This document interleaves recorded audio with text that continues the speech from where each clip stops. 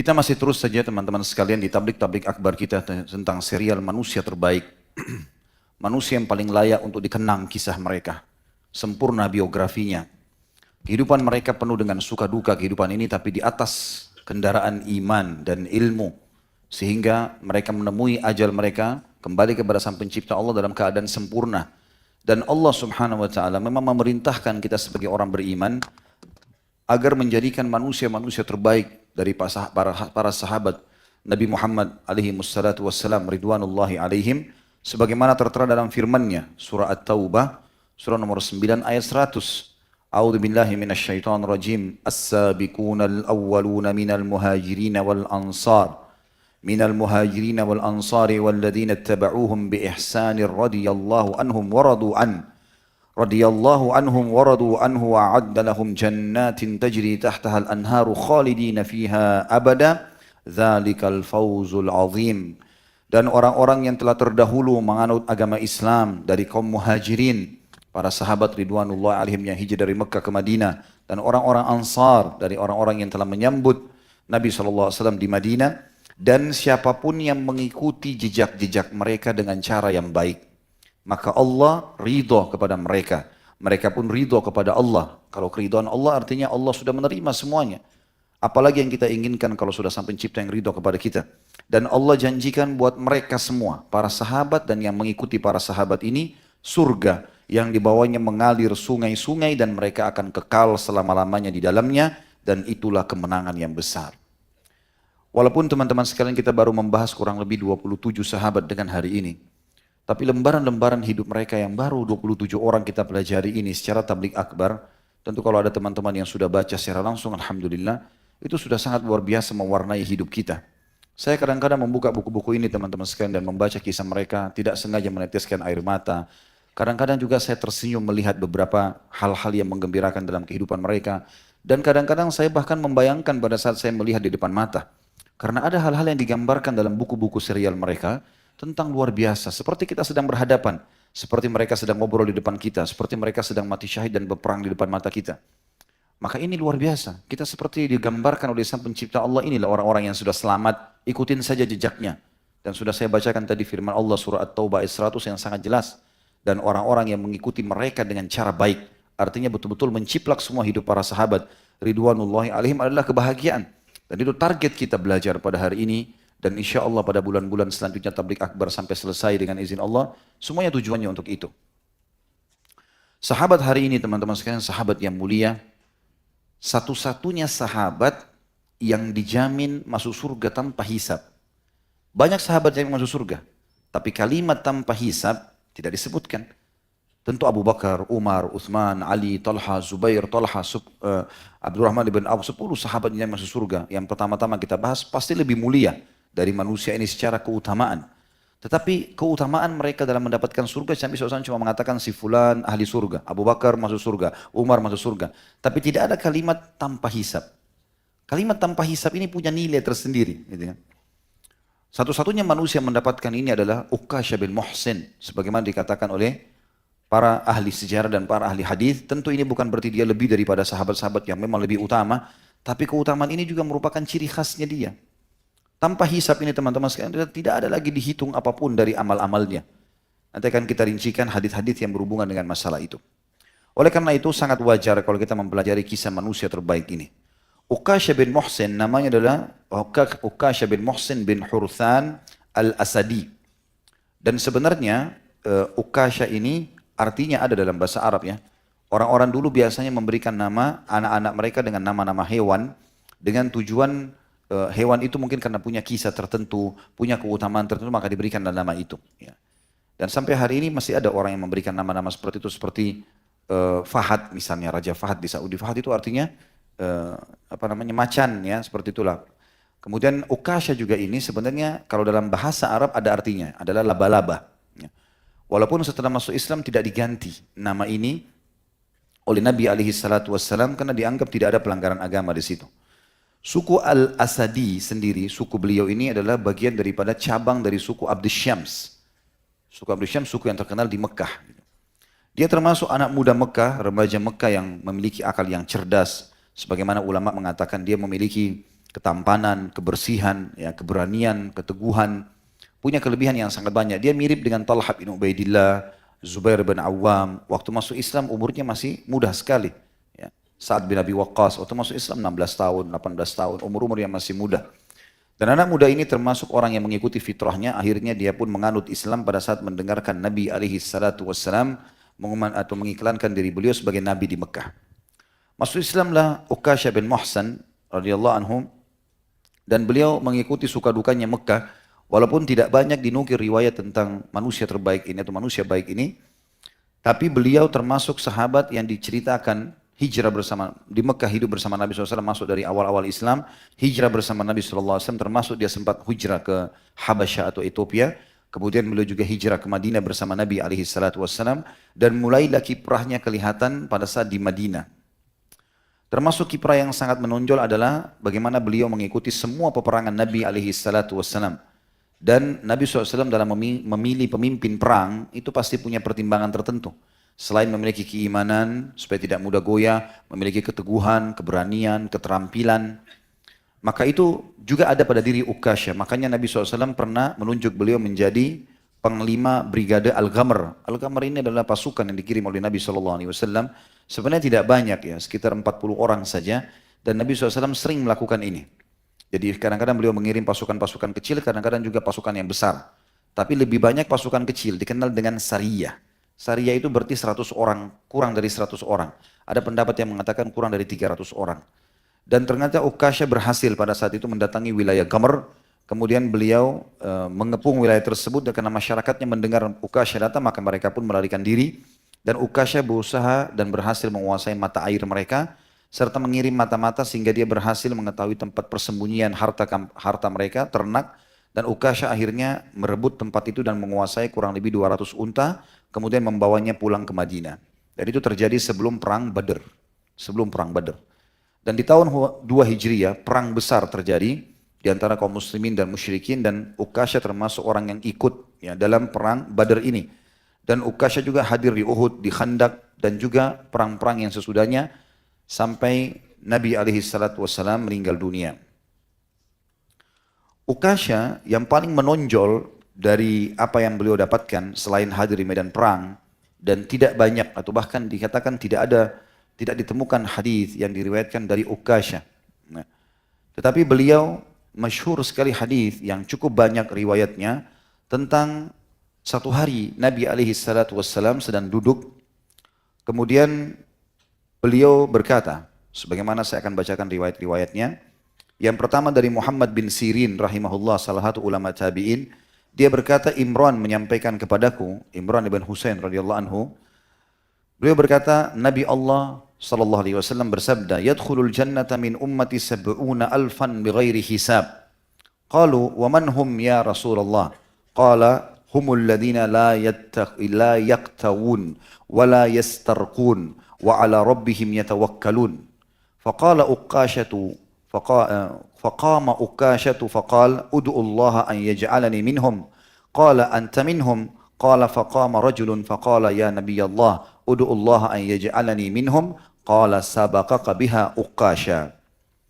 Kata Nabi SAW, ada 70.000 orang dari umatku akan masuk surga tanpa hisab. Ada riwayat lain mengatakan 700.000. Tapi riwayat yang banyak adalah 70.000 ini. Mereka bertanya, siapa mereka wahai Rasulullah? Maka beliau menjawab, mereka adalah orang-orang yang tidak meminta agar bagian tubuh mereka yang sakit ditempel dengan besi panas atau kai. Nanti salah satu atau semua poin-poin ini akan kita rincikan satu persatu insya Allah tentang sifat-sifat dan ciri orang masuk surga tanpa hisab. Kemudian mereka tidak meminta diruqyah dan hanya bertawakal kepada Allah. Lalu Uqasyah berdiri dan dia berkata, berdoalah kepada Allah agar menjadikanku salah satu dari mereka, wahai utusan Allah. Maka Nabi SAW menjawab, engkau salah satu dari mereka. Lalu seorang laki-laki lagi berkata, wahai Rasulullah, wahai Nabi Allah, berdoalah juga kepada Allah agar menjadikanku salah satu dari mereka. Lalu Nabi SAW menjawab, Uqasyah telah mendahulimu. Hadis ini riwayat Imam Muslim nomor 218. Saya bacakan dulu semua riwayatnya. Riwayat yang kedua adalah dari Abu Hurairah radhiyallahu anhu, beliau berkata, aku mendengarkan Rasulullah sallallahu alaihi wasallam bersabda, يدخل من أمتي زمرة هم 70,000 تضيء وجوههم إضاءة القمر ليلة البدر. قال أبو هريرة فقام أكاش بن محصن الأسدي يرفع نمرة عليه فقال يا رسول الله ادعو الله أن يجعلني منهم. فقال رسول الله صلى الله عليه وسلم اللهم اجعله منهم. ثم قام رجل من الأنصار فقال يا رسول الله ادعو الله أن يجعلني منهم. فقال رسول الله صلى الله عليه وسلم سبقك بها أكاشا. Sekelompok orang dari umatku masuk surga. Mereka berjumlah 70.000 orang. Wajah mereka bersinar seperti rembulan di malam purnama. Abu Hurairah berkata, lalu Ukasha bin Mahsan al-Asadi bangkit mengangkat sehelai kain yang ada padanya. Atau mengangkat bajunya yang sedang di tanah kemudian dinaikkan ke pundaknya. Lalu dia berkata, wahai Rasulullah, berdoalah kepada Allah agar menjadikanku salah satu dari mereka. Maka Nabi SAW menjawab, ya Allah, jadikanlah dia salah satu dari mereka. Jadi kalau riwayat pertama tadi memastikan kalau dia engkau termasuk salah satunya. Riwayat yang kedua ini mengatakan Nabi mendoakan, mengatakan ya Allah jadikanlah dia salah satu dari mereka. Kemudian seorang laki-laki Ansar bangkit, lalu dia berkata wahai Rasulullah, berdoalah kepada Allah agar menjadikanku salah satu juga dari mereka. Maka Nabi SAW bersabda, Ukasha telah mendahulimu. Hadis ini riwayat Bukhari nomor 6542 dan Imam Muslim nomor 216. Riwayat yang ketiga, Sa'id bin Jubair rahimahullah berkata, Ibnu Abbasin radhiyallahu anhu menyampaikan kepada kami bahwa Rasulullah sallallahu alaihi wasallam bersabda, "Uridat 'alayya al-umamu fara'aitu an-nabiyya yamurru wa ma'ahu ar-ruhait." Ruhait. Wan nabiyya yamurru wa ma'ahu ats-tsalatsatu wal itsnan, wan nabiyyi yamurru wa ma'ahu ar-rajulul wahid, wan nabiyya yamurru wa laysa ma'ahu ahad ila an rufi'a li sawadun 'azimun faqultu hadhihi ummati. Qila laysa bi ummatika hadhihi Musa wa qawmuh ila an rufi'a li sawadun 'azimun qad sadda al-ufuq faqila hadhihi ummatuka wa ma'ahum 70,000 yadkhuluna al-jannata bighairi hisabin wala adhab. Qala thumma dakhala an-nabiy sallallahu alaihi wasallam fakhadna fi ulaika as-70 wa ja'alna naqulu min alladhina yadkhuluna al-jannata bighairi hisabin wala adhab. أهم الذين ولدوا في الإسلام ولم يشركوا بالله شيئا إلى أن خرج النبي صلى الله عليه وسلم فقال ما هذه الذي كنتم تخوضون فيه قال فأخبروه فقال هم الذين لا يسترقون ولا يكتوون وعلى ربهم يتوكلون فقام أكاشة بن محسن أو محسن فقال أنا منهم يا رسول الله. Tanda tanya, qala anta minhum wa qama rajulun akharu minal muhajirin faqala ana minhum ya Rasulullah faqala sabaqaka biha Ukasha. Hadis riwayat Bukhari nomor 5752 dan Imam Muslim 220. Terjemahannya, umat-umat ditampakkan kepadaku. Ya, sebagian riwayat Tirmidzi dan Nasa'i menyebutkan ini terjadi di malam Isra dengan sanad yang sahih. Maka aku melihat seorang nabi lewat diikuti beberapa orang saja.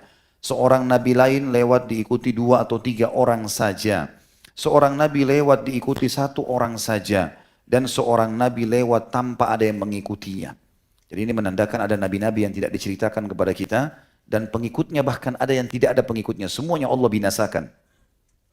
Sampai sekelompok orang dalam jumlah besar ditampakkan kepadaku. Maka aku berkata, ini adalah umatku. Maka dikatakan kepadaku, itu bukan umatmu. Itu adalah Musa dan kaumnya. Sampai ditampakkan kepadaku sekelompok manusia dalam jumlah besar yang memenuhi ufuk.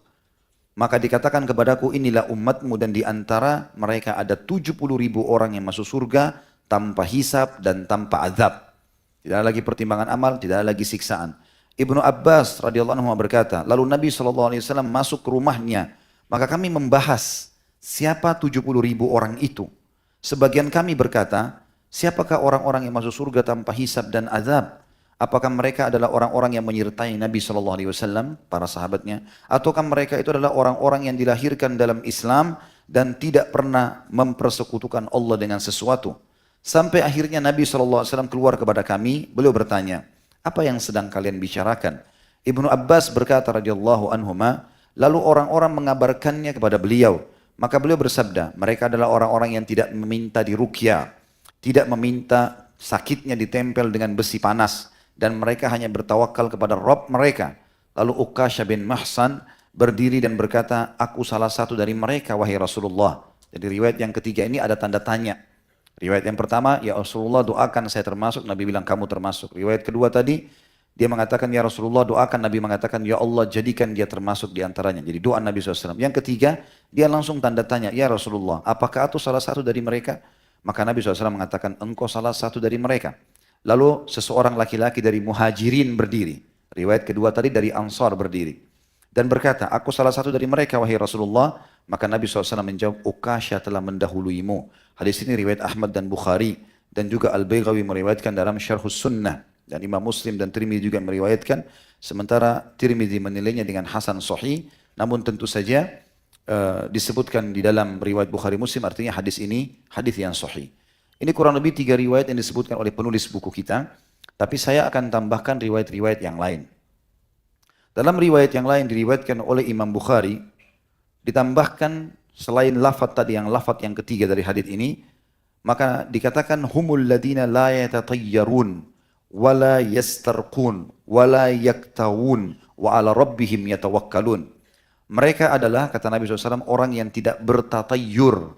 Jadi ini riwayat yang keempat yang tidak disebutkan oleh penulis tapi ada dalam riwayat Bukhari, ditambah kalimat mereka yang tidak bertatayyur atau menggantungkan nasib pada benda, wala yastarqun, tidak minta ruqyah, wala yaktawun, dan mereka juga tidak minta ditempelkan besi panas atau kai, wa ala rabbihim yatawakkalun, dan kepada Tuhan mereka bertawakal. Riwayat yang kelima, saya juga datangkan dari riwayat yang lain, Imam Ahmad rahimahullah menyebutkan di jilid 5 di nomor 268 dengan sanad hasan.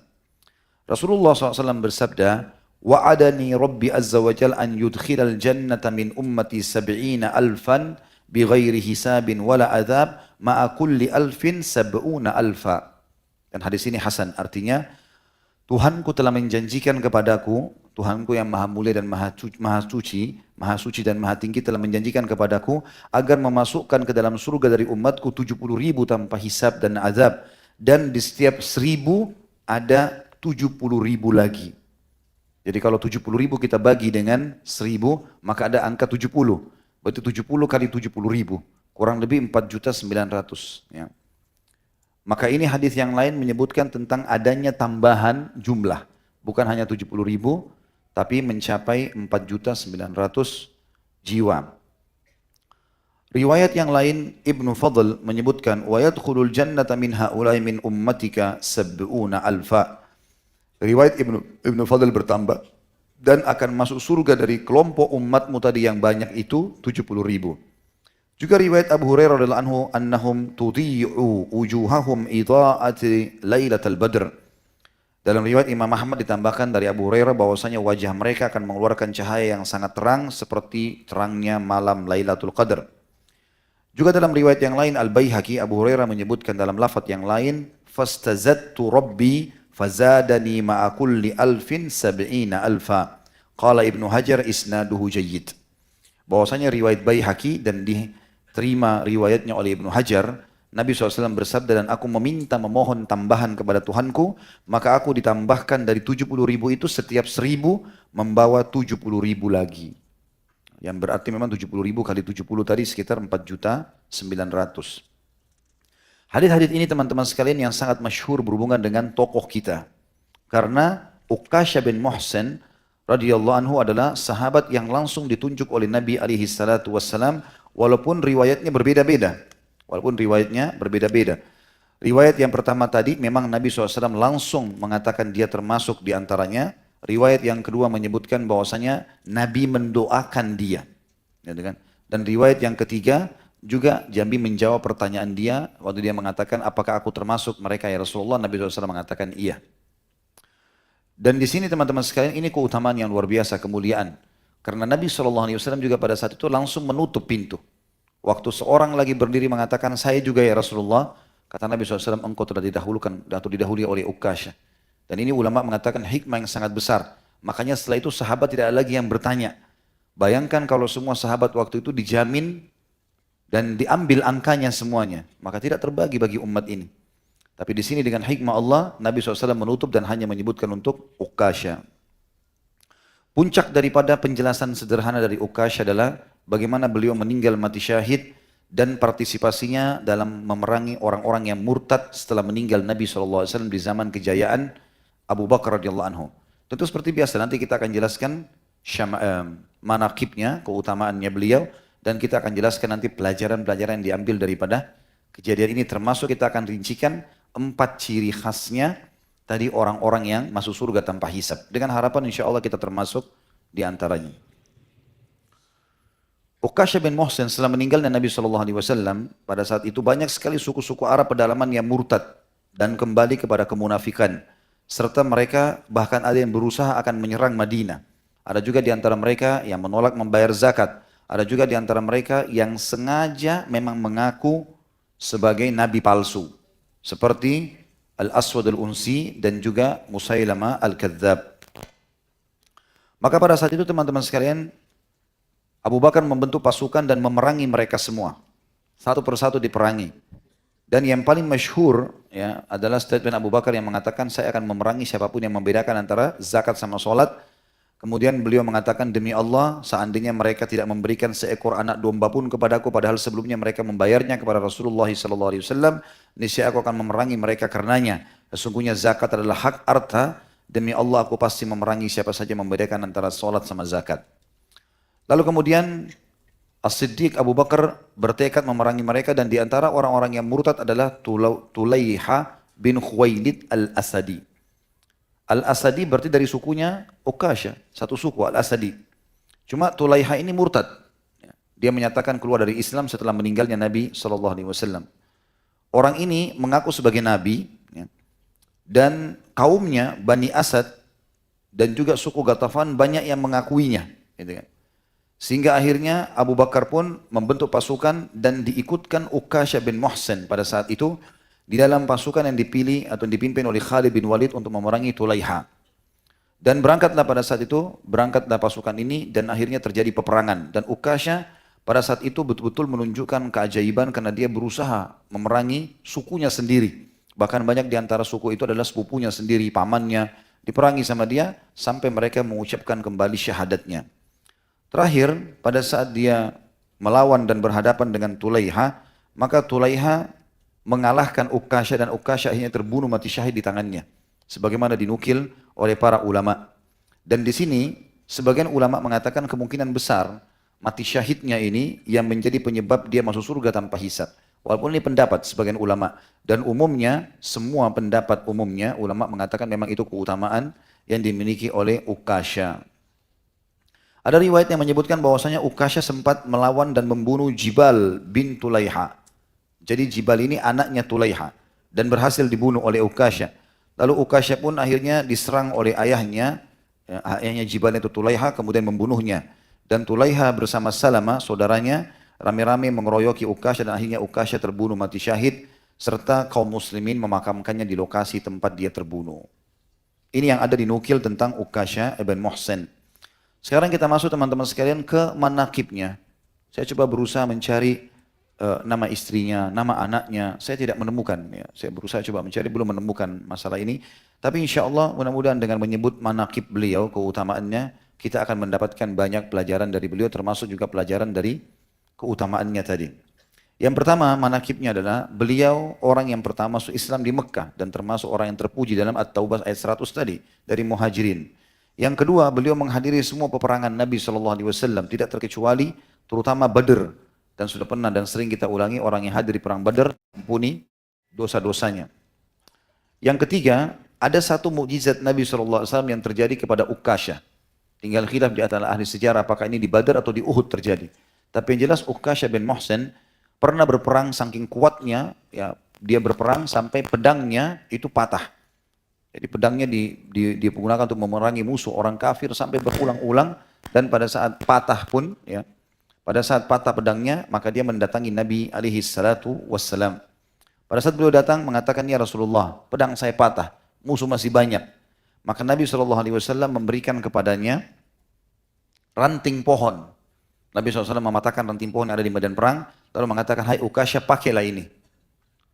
Coba teman-teman sekalian kita melihat dan membayangkan kalau kita di posisi Uqasyah pada saat itu. Kita berperang lawan musuh pakai pedang, pedang aja patah, gitu kan. Kemudian kita bertemu dengan Nabi SAW dan Nabi kasih ranting pohon kecil, lalu mengatakan pakailah ini berperang. Kira-kira kalau antum di posisi orang itu apa yang antum lakukan? Lihat pelajaran dari sosok sahabat. Yang penting dari Nabi pasti benar, nggak ada keraguan. Ukasha mengambil ranting itu tidak ragu sedikit pun. Lalu kemudian diambil ranting kecil. Sebagian riwayat menyebutkan hanya sebesar telapak tangannya atau lebih sedikit. Batang pohon ranting kecil. Lalu kemudian Ukasha naik ke kudanya dan mengayun-ayunkan. Karena kepercayaan dia yang luar biasa, keyakinannya tentang Nabi SAW, begitu diayunkan berubah jadi pedang. Mujizat, itu riwayat sahih. Berubah jadi pedang. Dan diberikan julukan dengan pedang Al-Aun. Al-Aun artinya penolong. Ya, artinya bukan pedang yang penolong, tapi ini tertolongnya dia dengan mujizat Nabi SAW. Dan pedang itu dipakai terus sampai beliau meninggal dunia. Semua sahabat menyaksikan pada saat itu bagaimana, dan terkenal masyhur riwayat ini, kalau beliau memegang ranting yang berubah menjadi pedang. Dan itu tidak pernah terjadi sebelumnya. Ini salah satu mujizat Nabi SAW dan juga keutamaannya. Sampai para sahabat memberikan julukan juga Ukasha dengan pemegang pedang, ya, mukjizat Nabi SAW. Yang keempat, dijamin baginya surga, gitu kan. Dan ini dijamin baginya surga, ada beberapa poin yang saya ingin titik beratkan dulu. Dijamin baginya surga tanpa hisab, dan sudah kita jelaskan tadi riwayat itu, sudah kita jelaskan riwayatnya atau sudah kita bacakan. Tinggal ada riwayat teman-teman sekalian yang saya lihat banyak sekali dinukil. Bahkan tidak sedikit tulisan-tulisan dalam bahasa Indonesia tentang beliau dinukil kisah ini. Tapi sayangnya teman-teman kita ini tidak mengetahui kalau riwayat ini adalah riwayat yang tidak benar. Saya sebutkan dulu riwayatnya. Tentang jaminan surga Ukasha radhiyallahu anhu karena mencium badan Nabi alaihi salatu wassalam. Riwayatnya panjang. Disebutkan bahwasanya setelah Nabi SAW pulang dari haji wada, maka beliau diberikan pilihan oleh Tuhannya untuk hidup di dunia, memimpin dunia ini menjadi raja dan tetap mati masuk surga, atau beliau meninggal dunia. Maka beliau selalu mengatakan barir rafiqul a'la, saya memilih untuk tempat yang tinggi di sana. Saya mau ketemu dengan Allah Subhanahu wa taala. Maka setelah itu Nabi SAW sakit. Waktu beliau sakit, maka beliau mengumpulkan para sahabat. Saya ringkaskan riwayatnya lalu berkata, kalian sudah melihat apa yang kalian lihat. Maksudnya dari penyakit saya, faktor umur, gitu kan, sempurnanya agama. Apalagi setelah beliau membacakan firman Allah, surah Al-Maidah ayat 3, A'udzubillahi minasyaitonirrajim, al-yawma akmaltu lakum dinakum wa atmamtu alaikum ni'mati wa raditu lakumul islam madina. Hari ini aku sempurnakan agama kalian, nikmatku kepada kalian, dan aku ridho Islam sebagai agama kalian. Jibril alaihissalam mengatakan, hai Muhammad, ini menandakan agamamu sudah sempurna.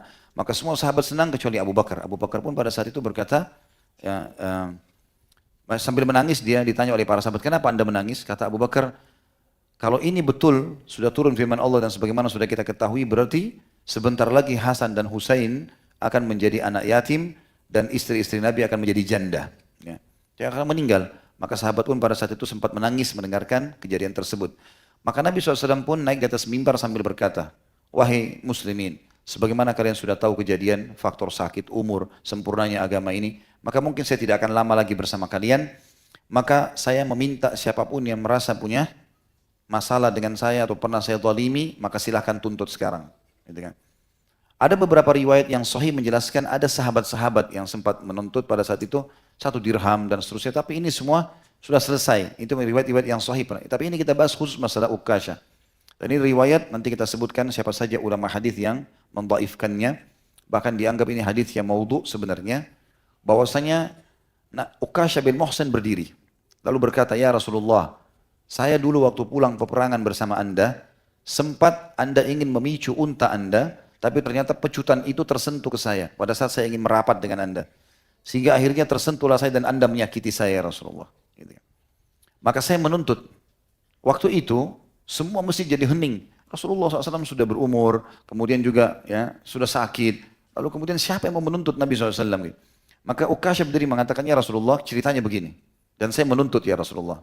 Dalam riwayat ini dikatakan Abu Bakar berdiri lalu mengatakan, ya, wahai Ukasha, inilah aku di hadapanmu, posisiku sebagai mertua dan seterusnya, sahabat Rasulullah, hukumlah aku, jangan hukum Rasulullah SAW. Maka Ukasha tetap berdiri. Nabi SAW mengatakan, minggirlah wahai Abu Bakar. Lalu kemudian dalam riwayat ini juga dikatakan Umar berdiri dan mengatakan, hai Ukasha, ini punggungku, pukullah sesukamu. Aku juga mertua Nabi, anggaplah ini gantinya. Uqasyah tetap berdiri, tidak mau. Lalu Nabi SAW mengatakan, minggirlah hai Umar. Ali bin Abi Thalib berdiri dan mengatakan, kalau memang kedua mertua Nabi tidak bisa, maka aku adalah anak mantunya dan sepupunya, dan aku kerabatnya, maka pukullah aku. Maka Uqasyah tetap tidak mau tidak mau menerima itu. Kemudian Nabi SAW mengatakan, minggirlah Ali. Kemudian berdirilah Hasan dan Husain dan berkata, wahai paman Uqasyah, kalau kami adalah cucu Nabi SAW dan kami bagian dari tubuhnya, kalau engkau memukul kami berarti sudah memukulnya, maka kami mohon pukullah kami sesukamu. Maka Nabi Uqasyah tetap berdiri, tidak mau. Kemudian Nabi SAW menyuruh Hasan dan Husain pindah. Akhirnya tersinggahlah Uqasyah dengan Nabi SAW. Lalu ada dua riwayat ini dua-duanya lemah dan maudhu sebenarnya ya. Kita datangkan supaya kita jelaskan. Nanti akan saya paparkan perkataan ulama tentang riwayat ini. Maka berkatalah Uqasyah, riwayat yang satu, ya Rasulullah, bagaimana saya bisa membalas Anda sementara Anda di atas mimbar? Maka Anda harus turun. Maka Nabi SAW pun turun. Riwayat yang kedua, Uqasyah mengatakan, ya Rasulullah, waktu Anda mencambuk saya, maka saya dalam kondisi tidak menggunakan baju. Dan ini digarisbawahi oleh para ulama tentang perkataan tidak menggunakan baju. Bagaimana Uqasyah dalam peperangan tidak pakai baju, gitu kan? Tapi yang jelas dikatakan begitu, maka saya mohon kepada Anda untuk membuka baju. Maka Nabi SAW pun membuka bajunya.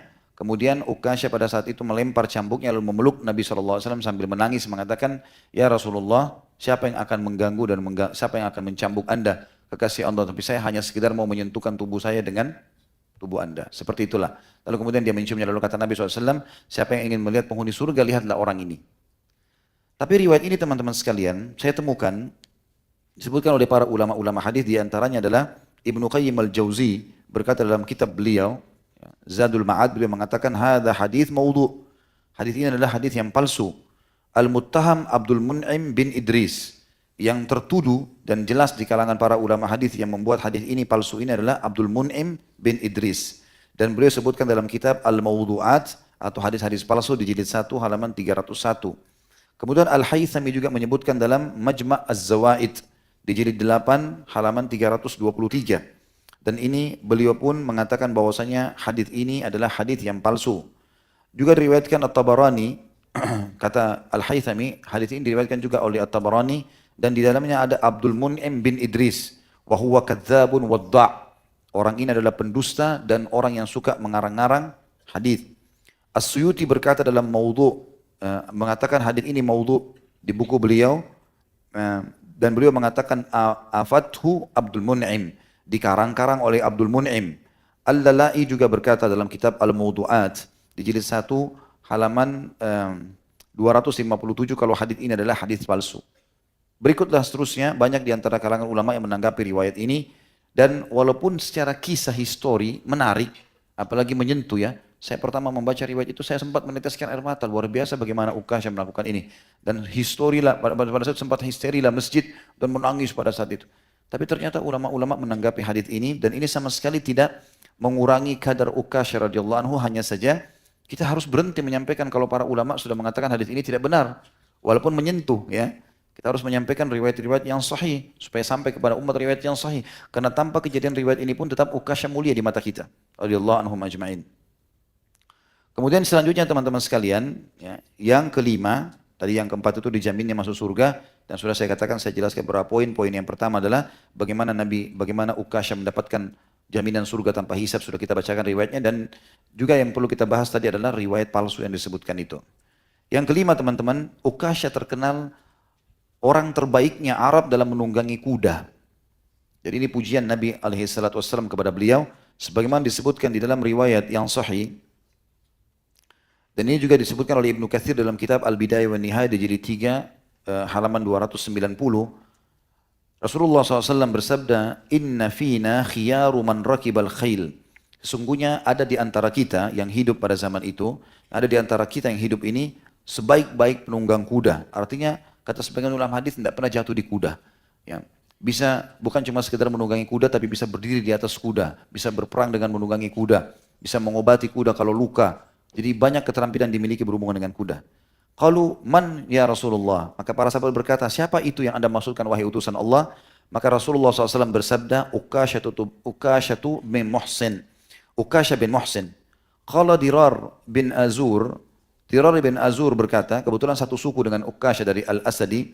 Huwa minna ya Rasulullah. Dia itu dari suku kami.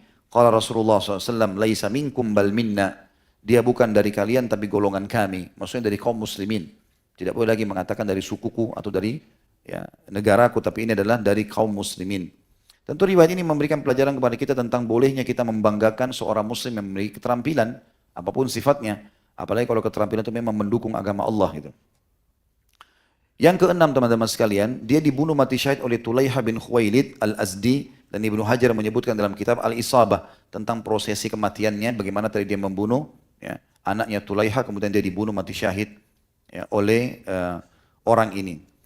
Yang ketujuh, beliau memimpin Sariyah Gamrah tadi, ya, atau Al-Ghamr, dan beliau berhasil, sebagaimana sudah kita ceritakan tadi di awal. Kemudian juga yang kedelapan, beliau terkenal dengan keberaniannya, ketampanannya dan kekuatan, keteguhannya dalam memegang kebenaran. Dan ini juga akan kita sebutkan dalam nanti pelajaran, bagaimana seseorang itu harus menjaga keberanian ya, dalam membela kebenaran. Dia juga harus menjaga kebersihan dan ketampanan dan kebersihannya. Juga dia harus punya tekad yang kuat. Ini punya keutamaan sendiri. Dan ini terkenal dari Ukasha. Yang kesembilan adalah bagaimana cerdasnya Ukasha dan telitinya, jelihnya dalam segera meminta kepada Nabi SAW agar dimasukkan dalam 70.000 yang masuk surga tanpa hisab. Dan ini kejelian. Karena terbukti setelah dia tidak ada lagi yang diterima oleh Nabi SAW. Ini kejelian. Makanya teman-teman dalam melakukan perbuatan amal soleh jangan tunda. Dan usahakan kita menjadi orang yang menjadi promotornya atau pelaku utamanya lah ya. Atau yang memulainya. Sebagaimana sabda Nabi SAW juga dalam riwayat lain. Pada saat Nabi mengatakan bersodakahlah, gitu kan, sodakah itu besar pahalanya, lalu disebutkanlah banyak keutamaannya. Karena ada suku-suku Arab, ada beberapa orang suku Arab yang datang miskin sekali, susah, bajunya satu lembar gitu kan. Maka Nabi motivasi sahabat di masjid untuk sodakah sebelum mereka tiba di masjid. Rupanya ada satu sahabat berdiri langsung pada saat itu, kemudian dia membuka bajunya, jubahnya, dan dia mengatakan, ya Rasulullah ini saya mulai. Dia memulainya. Maka para sahabat yang lain pun mengerumun untuk memberikan bantuan. Apa kata Nabi SAW? Siapa yang menghidupkan atau memulai sunnah yang baik, maka dia akan dapat pahala orang yang mengikutinya tanpa dikurangi sedikit pun. Jadi ini sebab keluarnya hadis itu. Ya. Kalau ternyata yang dimaksudkan sunnah yang baik adalah yang sudah ada perintahnya tapi dia memulai melakukannya. Pelopor. Jadi kalau ada masjid lagi dibangun, dia yang paling pertama menyumbang. Gitu kan. Apa saja, kegiatan apapun, dia semangat untuk bisa menjadi pemicunya. Begitu pula dengan kita lihat kejadian-kejadian seperti waktu kita kisahkan Jabir bin Abdullah di perang Khandaq pada saat dia memulai memberikan makan seekor kambing kepada Nabi SAW dan para sahabat, akhirnya 1.000 orang lebih bisa makan dari satu ekor kambing. Ada sahabat yang membawa, istrinya membawa sekeranjang kurma untuk 1.000 orang. Tapi karena tidak cukup mereka bawa kepada Nabi SAW, lalu Nabi suruh taruh di jubah beliau, kemudian menjadilah seperti gunung kurma yang besar, sehingga semua sahabat bisa makan dan seterusnya. Banyak contoh-contoh yang berhubungan dengan masalah ini. Artinya menjadi pelopor dalam kebaikan sangat baik. Kita masuk teman-teman sekalian lebih dalam lagi ke bahasan kita, dan ini sebenarnya yang ingin kita titik beratkan. Pelajaran yang bisa kita ambil. Yang pertama teman-teman sekalian adalah bagaimana kita bisa menjadi orang-orang yang masuk surga tanpa hisab. Itu yang kita ingin ambil karena ini keutamaannya Ukasha. Dan tadi disebutkan ada 4 hal yang harus dijauhi. Kita akan rincikan ini tentunya.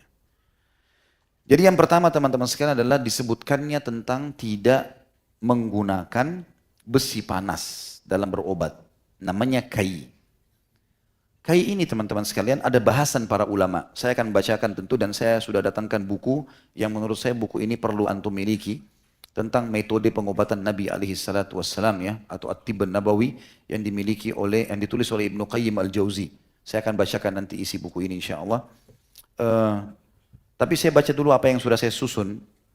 Dikatakan oleh para ulama, dan ini yang saya rangkumkan, bahwasanya kai itu adalah berobat dengan besi panas. Besi dipanaskan sementara dia masih merah atau masih sudah mulai berubah berwarna menjadi kehitam-hitaman, tapi dia masih panas. Disentuhkanlah di tempat yang sakit. Dan ini ada 4 riwayat tentang kai dari Nabi SAW. Riwayat yang pertama menyebutkan kalau Nabi SAW sendiri menggunakan kai dan beliau juga mengkai sahabatnya. Jadi beliau pernah mengkai Sa'ad bin Mu'adz radhiyallahu anhu, dan juga beliau pernah meminta agar Ubay bin Ka'ab dikai. Nanti akan saya bacakan riwayatnya. Kemudian riwayat yang kedua adalah Nabi SAW membencinya, tidak menyukai kai atau karihal kai. Yang ketiga, mana'al kai atau beliau melarang kai itu sendiri. Dan yang keempat, madaha man tarakal kai. beliau memuji orang yang meninggalkan kai. Di sini, ya, sebagaimana disebutkan dalam Zadul Ma'ad oleh Ibnu Qayyim rahimahullah, saya akan bacakan tulisan beliau. Ternyata beliau mengatakan ini bukan berarti kai dilarang, tetapi kai itu sifatnya dijadikan sebagai pengobatan terakhir. Pengobatan terakhir. Ya. Saya akan lihatkan teman-teman sekalian yang disebutkan oleh Ibnu Qayyim rahimahullah dalam buku beliau berhubungan dengan masalah kai, dan ini pengobatan nabawi. Beliau mengatakan, diriwayatkan dalam kitab Sahih dari hadis Jabir bin Abdullah radhiyallahu anhu bahwasanya Nabi SAW pernah mengutus seorang tenaga medis kepada Ubay bin Ka'ab. Tenaga medis itu lalu memotong urat dan melakukan kai padanya. Dan ini diriwayatkan Imam Muslim, Ibnu Majah, Ahmad dan Hakim. Berarti riwayat ini menjelaskan kai itu pernah dilakukan oleh Nabi SAW. Ya, dan karena pernah dilakukan, bukan murni hadis ada tentang larangan, berarti dia sifatnya makruh saja. Kemudian Sa'ad bin Mu'adz radhiyallahu anhu pada saat di perang Khandaq, pundaknya kena panah dan sobek, ya, besar, mengeluarkan darah yang banyak. Maka Nabi SAW mengkai di luka itu. Kemudian lukanya membengkak sehingga beliau mengulangi kai tersebut. Dan dalam riwayat lain juga disebutkan Rasulullah SAW melakukan kai terhadap Sa'ad bin Mu'adz di bagian pundaknya di daerah Mishkah, ya, atau Mishkas. Lalu Sa'ad, ya, ganti melakukan kai terhadap beliau. Dan mungkin dilakukan oleh salah satu seorang sahabat beliau kepadanya. Dengan lafaz lain disebutkan ada seorang laki-laki Ansar yang terkena panah di pundaknya di Mishkah, ya, atau Miskas, ya, maaf. Lalu Nabi menyuruhnya akan diterapi dengan kai, dan ini diributkan oleh riwayat Imam Muslim, Abu Daud, Ibnu Majah dari Jabir bin Abdullah. Kemudian juga Abu Ubaidah radhiyallahu anhu meriwayatkan seorang laki-laki pernah didatangkan di hadapan Nabi SAW yang direkomendasikan untuk dilakukan terapi kai kepadanya. Lalu beliau berkata, terapi dia dengan kai atau dengan batu panas. Abu Ubaidah menjelaskan radhiyallahu anhu, terapi dengan batu panas disebut dengan rahfl, yaitu batu yang dipanaskan kemudian digunakan untuk mengompres bagian tubuh yang sedang sakit. Ini riwayat lain yang menjelaskan kalau kai dilakukan oleh Nabi SAW dan diperintahkan. Fadl bin Duqain berkata, Sufyan menceritakan sebuah riwayat kepada kami dari Abu Zubair dari Jabir, diriwayatkan bahwasanya Rasulullah SAW menerapinya dengan kai di bagian pundaknya. Dan hadis ini juga diriwayatkan oleh Imam Muslim dari Jabir. Dalam Sahih Bukhari diceritakan dari hadis Anas bahwasanya ia pernah diterapi dengan kai di bagian pinggang, padahal Nabi SAW masih hidup. Riwayat lain dikatakan Anas sendiri berkata, ya, bahwasanya Nabi SAW, aku pernah menusukkan besi panas, menempelkan besi panas di luka bisulku yang besar sampai ke dalam, dan itu di masa hidupnya Nabi SAW, dan beliau tidak larang. Hadis ini diriwayatkan oleh Imam Bukhari. Kemudian juga riwayat yang lain, riwayat Tirmidzi dengan sanad hasan sahih dari Anas diceritakan bahwasanya Nabi SAW pernah mengobati As'ad ibn Zurarah radhiyallahu anhu yang tertusuk dengan duri dengan kai, dan ini diriwayatkan oleh Hakim, ya, selain Tirmidzi. Sebelumnya juga telah disebutkan hadis yang diriwayatkan oleh Bukhari dan Muslim. Di situ juga disebutkan aku tidak suka diterapi dengan kai. Dan hadis lain, saya tidak membolehkan umatku melakukan pengobatan dengan terapi kai. Maka kesimpulan dari para ulama adalah bukan kai dilarang, tetapi kai dijadikan sebagai pengobatan yang terakhir. Kai dijadikan sebagai pengobatan yang terakhir. Sebagaimana Nabi SAW menjadikan urutan dalam pengobatan agar bisa sembuh, kai paling terakhir. Riwayatnya adalah riwayat Imam Bukhari dari Ibnu Abbas radhiyallahu anhuma secara marfu, beliau berkata, Asy-syifa'u fi tsalatsa. Kesembuhan itu akan bisa didapatkan dengan menggunakan 3 pengobatan. Yang pertama, syurbatu asalin, meminum madu. Yang kedua, wasyartatu mahjamin.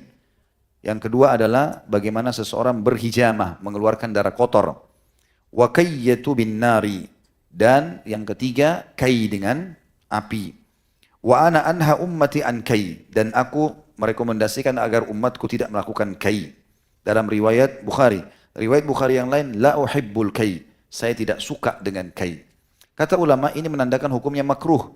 Terutama bagi orang-orang yang tidak mengetahui caranya. Bahkan bagi orang yang tidak tahu cara, kata ulama bisa berpindah menjadi hukumnya haram. Karena besi panas ini, selain besinya bisa memotong, terlebih lagi juga panasnya bisa merusak kulit.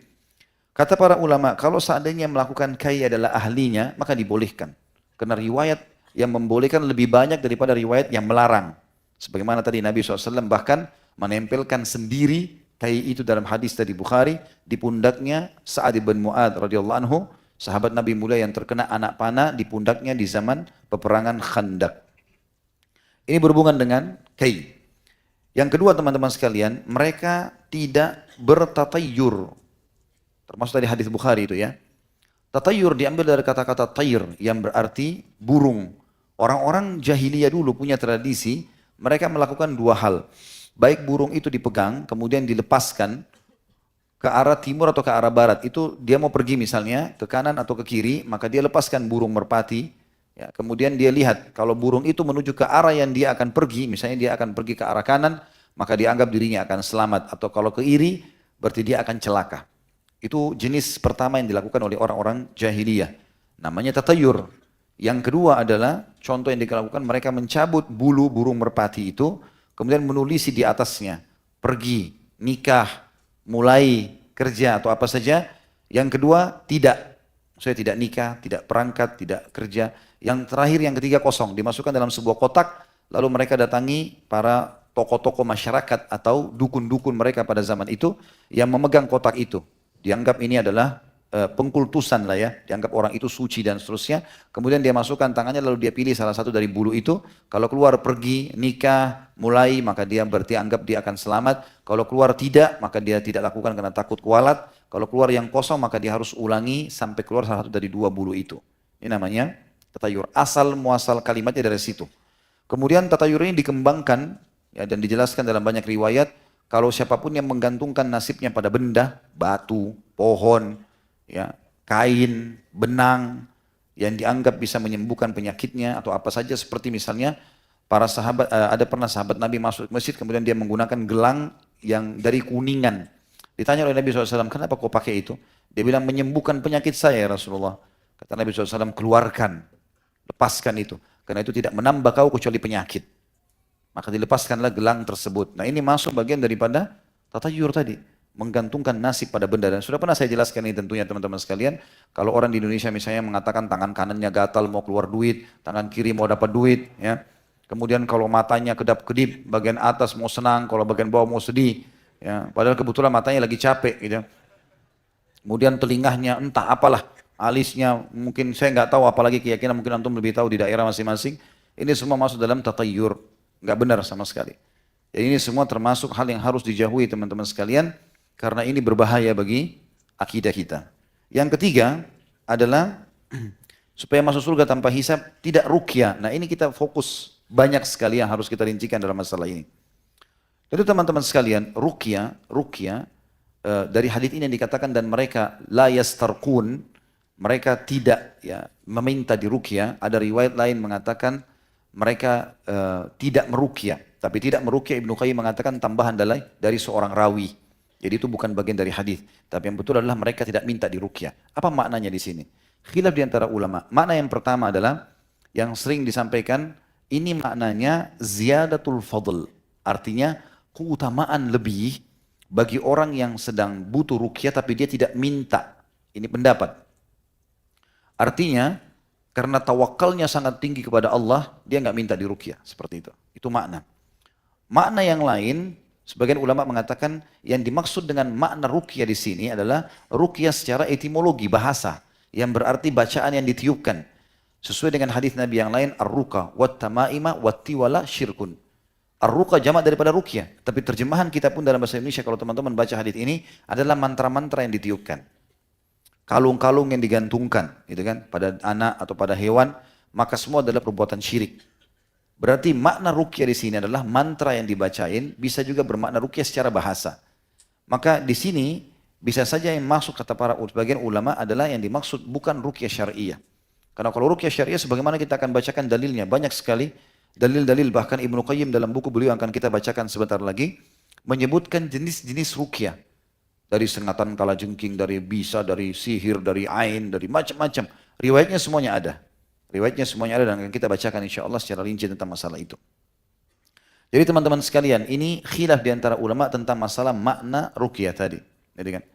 Tapi setelah saya simpulkan, saya coba dalami dan saya coba telusuri beberapa riwayat, maka saya temukan bahwasanya ruqyah secara syar'i boleh.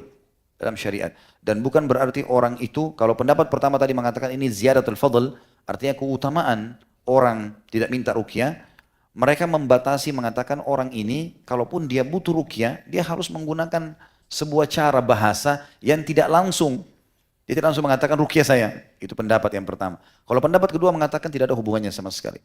Intinya dia mau ruqyah syariah, dia merasa ada gangguan sihir, dia merasa ada gangguan ain, dia merasa ada gangguan sengatan semut, kalajengking, bisa ular. Semua ini dia boleh mengatakan saya sakit ruqyah saya. Ini pendapat ya. Dan Allah alam kalau kita lihat dalil-dalilnya, maka berarti dibolehkan seseorang. Bukan berarti kalau kita mengatakan ruqyah saya, berarti dia tidak masuk dalam salah satu dari 70.000 yang masuk surga tanpa hisab. Karena dalil berhubungan dengan masalah itu banyak sekali. Di antaranya saya akan sebutkan teman-teman sekalian. Riwayat yang sahih, ya, dan ini riwayat dinukil tentu dalam kitab Ma'alim As-Sunan, jilid 4, nomor 210, dan juga dalam Musyarik Al-Anwar, jilid 1, halaman 316, ya, 311, bahwasanya dari Syu'bi, dari Buraidah bin Hasib, la ruqyah anfa' min al-ain wal humma, bahwasanya tidak ada ruqyah yang lebih bermanfaat daripada ain, ya, tidak ada ruqyah yang lebih bermanfaat yang lebih dibutuhkan bagi orang kena penyakit ain atau kena demam. Dan riwayat ini juga disebutkan oleh Sa'id bin Jubair, bahwasanya beliau pernah meminta dari Husain, ya, agar menjelaskan masalah riwayat tersebut, maka dijelaskan riwayat itu didengarkan langsung dari para sahabat Nabi ridwanullahi alaihim. Kemudian hadis selanjutnya adalah hadis riwayat Imam Muslim nomor 299, bahwasanya Nabi SAW pernah ditanya satu kali tentang ruqyah. Jadi beberapa sahabat tanya, ya Rasulullah bagaimana dengan kami meruqyah? Maka kata Nabi SAW, man istata'a minkum an yanfa'a akhahu falyaf'al. Siapa yang bisa memberikan manfaat untuk saudaranya, maka dia lakukan. Dan itu berhubungan dengan masalah hadis ruqyah. Artinya kalau dia tahu temannya lagi sakit, temannya lagi demam, pasangan hidupnya, anak-anaknya, maka dia boleh meruqyahnya. Ini hadis sahih diriwayatkan oleh Imam Muslim. Riwayat yang ketiga, ini disebutkan oleh Abu Dawud nomor 3886 dan disahihkan oleh Syekh Albani dari Auf bin Malik radhiyallahu anhu qala kunna narqi fil jahiliyah faqulna ya Rasulullah ma ra'yuka bi raqiyina, maka kami berkata kami pernah di zaman jahiliyah pernah meruqyah gitu kan, artinya di zaman fase Mekah setelah masuk Islam ada beberapa ayat Al-Qur'an yang dihafal dipakai untuk meruqyah. Maka Nabi SAW mengatakan, ya, waktu ditanya bagaimana pendapat anda, kata Nabi SAW, a'rid ilayya riqakum, coba bacakan kepada saya apa yang kalian baca. Lalu para sahabat itu pun membaca ayat-ayat Al-Quran. Kata Nabi SAW, la ba'sa biha ma lam takun syirkan. Boleh kalian baca itu, sementara kalian tidak menghubungkan dengan perbuatan kemusyrikan. Juga riwayat yang lain teman-teman sekalian adalah, bahwasanya Jibril alaihissalam meruqyah Nabi SAW. Dan Nabi SAW juga sudah meruqyah sebagian sahabatnya. Untuk lebih jauh saya akan lihatkan buku Ibnu Qayyim rahimahullah. Beliau memulai dengan ruqyah itu dari penyakit ain. Dan ain adalah penyakit yang berbahaya sekali. Harus kita kenali teman-teman sekalian. Karena baginda Nabi SAW menyebutkan kepada kita, sebagaimana hadis yang sahih riwayat Ahmad, Ibn Hibban, Hakim dan At-Tabarani. Juga diriwayatkan oleh Imam Muslim dalam sahihnya. Dan Imam Muslim sudah cukup kalau hadis itu sahih. Dari Ibnu Abbas radhiyallahu anhu beliau menceritakan Rasulullah SAW bersabda, al-ainu haqq walau kana syai'un sabiqal qadar la sabaqathul ain. Penyakit ain itu memang benar-benar ada. Seandainya ada sesuatu yang dapat mendahului takdir, tentu sesuatu itu adalah ain. Tentu sesuatu itu adalah ain. Dan ini teman-teman sekalian hal yang sangat luar biasa ya. Harus hati-hati sekali. Dan ain disyarah oleh para ulama adalah penyakit yang datang dari seseorang karena hasud hatinya. Hatinya yang hasud dan iri dengki sehingga ditunggangi oleh syaitan untuk membuat matanya panas dan apapun yang dia lihat maka bisa dirusak dengannya. Kemudian dalam riwayat Imam Bukhari Muslim juga dari Abu Hurairah bahwasanya Nabi SAW bersabda, al-ainu haq, penyakit ain itu benar-benar ada. Supaya antum punya gambaran betapa bahayanya penyakit ain itu ya. Dan ini cuplikan yang diambil oleh sebagian teman-teman kita di Saudi dari kejadian di Saudi. Jadi misal ada orang yang pegang gelas saja dia pegang, kemudian orang yang sedang mau dihidangkan teh itu, dia bilang, gelasmu bagus ya, pecah tiba-tiba. Gitu kan. Kemudian cuplikan ada pohon kurma pun begitu besarnya, maka dia mengatakan, tuh lihat kurma tuh bagus, pohon kurma bagus, tiba-tiba rubuh pohon kurma itu. Dan segala macam, ada orang yang rumahnya, kemahnya terbakar gara-gara kena penyakit ainnya orang dan segala macam hal. Dan ini berbahaya sekali, makanya Nabi SAW mengingatkan. Bahkan dikatakan bahwasanya dalam hadis riwayat Imam Ahmad, mayoritas umatku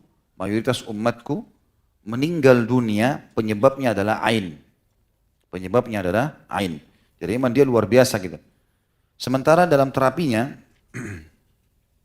maaf, berhubung dengan ruqyah dulu, disebutkan dalam Sahih Bukhari Muslim diriwayatkan dari Aisyah radhiyallahu anha bahwasanya ia menceritakan Rasulullah SAW memerintahkan kepadaku atau memerintahkan agar kami membaca ruqyah untuk menangkal penyakit ain.